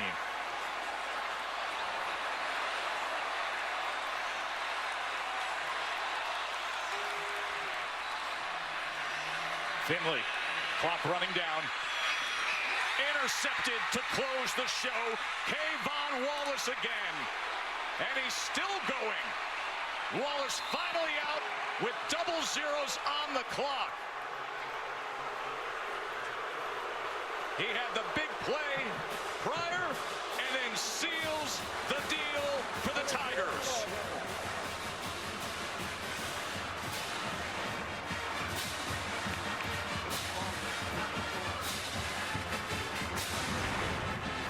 Ryan Finley steps up in the pocket. It's a 3-man rush. 8 dropping into coverage. He needs 15. The ball just sails on him a little bit. 15 yards needed is so much different than 10. And that one sailed, and Kayvon Wallace with 2 gigantic plays to end this game. Let's hear from Dabo. Well, Dabo, on a night that your secondary was so depleted, how fitting was it that they were the ones who saved this game? Well, just really, Kayvon made 2 great plays down the stretch, but, first of all, hey, give this crowd a great credit. Give NC State, man, they got a heck of a football team. This is a very, very experienced and mature team, and they showed that tonight. It was down to the last play. But, I'm proud of our guys. We got a young team and a bunch of guys I think grew up tonight. Kayvon's one of them. But, hey, it was a game, a November-type game, but we're very fortunate to get out here with a win. Proud of our team. We did what we needed to do, but we still got business to take care of. But heck of a ball game. Heck of a ball game. You've been telling your team all week that the championship phase starts now. What were some of the championship moments that stood out to you in this game? Well, first of all, they didn't flinch. I think if you're going to win on the road and win, be a championship caliber team, you can't flinch when you have some adversity. We stunk it up in the first half. We were awful on defense and, had a bad turnover, but they didn't flinch. And they came back. We got a little control of the game in the third quarter. But you know what? NC State, give them credit too, because they didn't quit and they fought back. And it was 2 teams fighting for the same thing, and we just were fortunate to come out on top tonight. But proud of our guys for the resiliency and just finding a way to win. Thank you, Coach. Okay, thank you. I think Dabo did a nice job there of summing it up and simply saying at the beginning, that's November football. Yeah. Folks, that's what November football looks like. That's right. Pressure packed, everything on the line, and you got to step up. And deal with adversity, like you talked about. And that's exactly what happened. They came in here. North Carolina State gave them their best shot. They came after them all the way to the very end, and they hung in there. And it's no accident they played for the national championship 2 years in a row. This is a program that is very solid. They believe in themselves. They've got great culture, and they were pushed to the limit today, but found a way to win.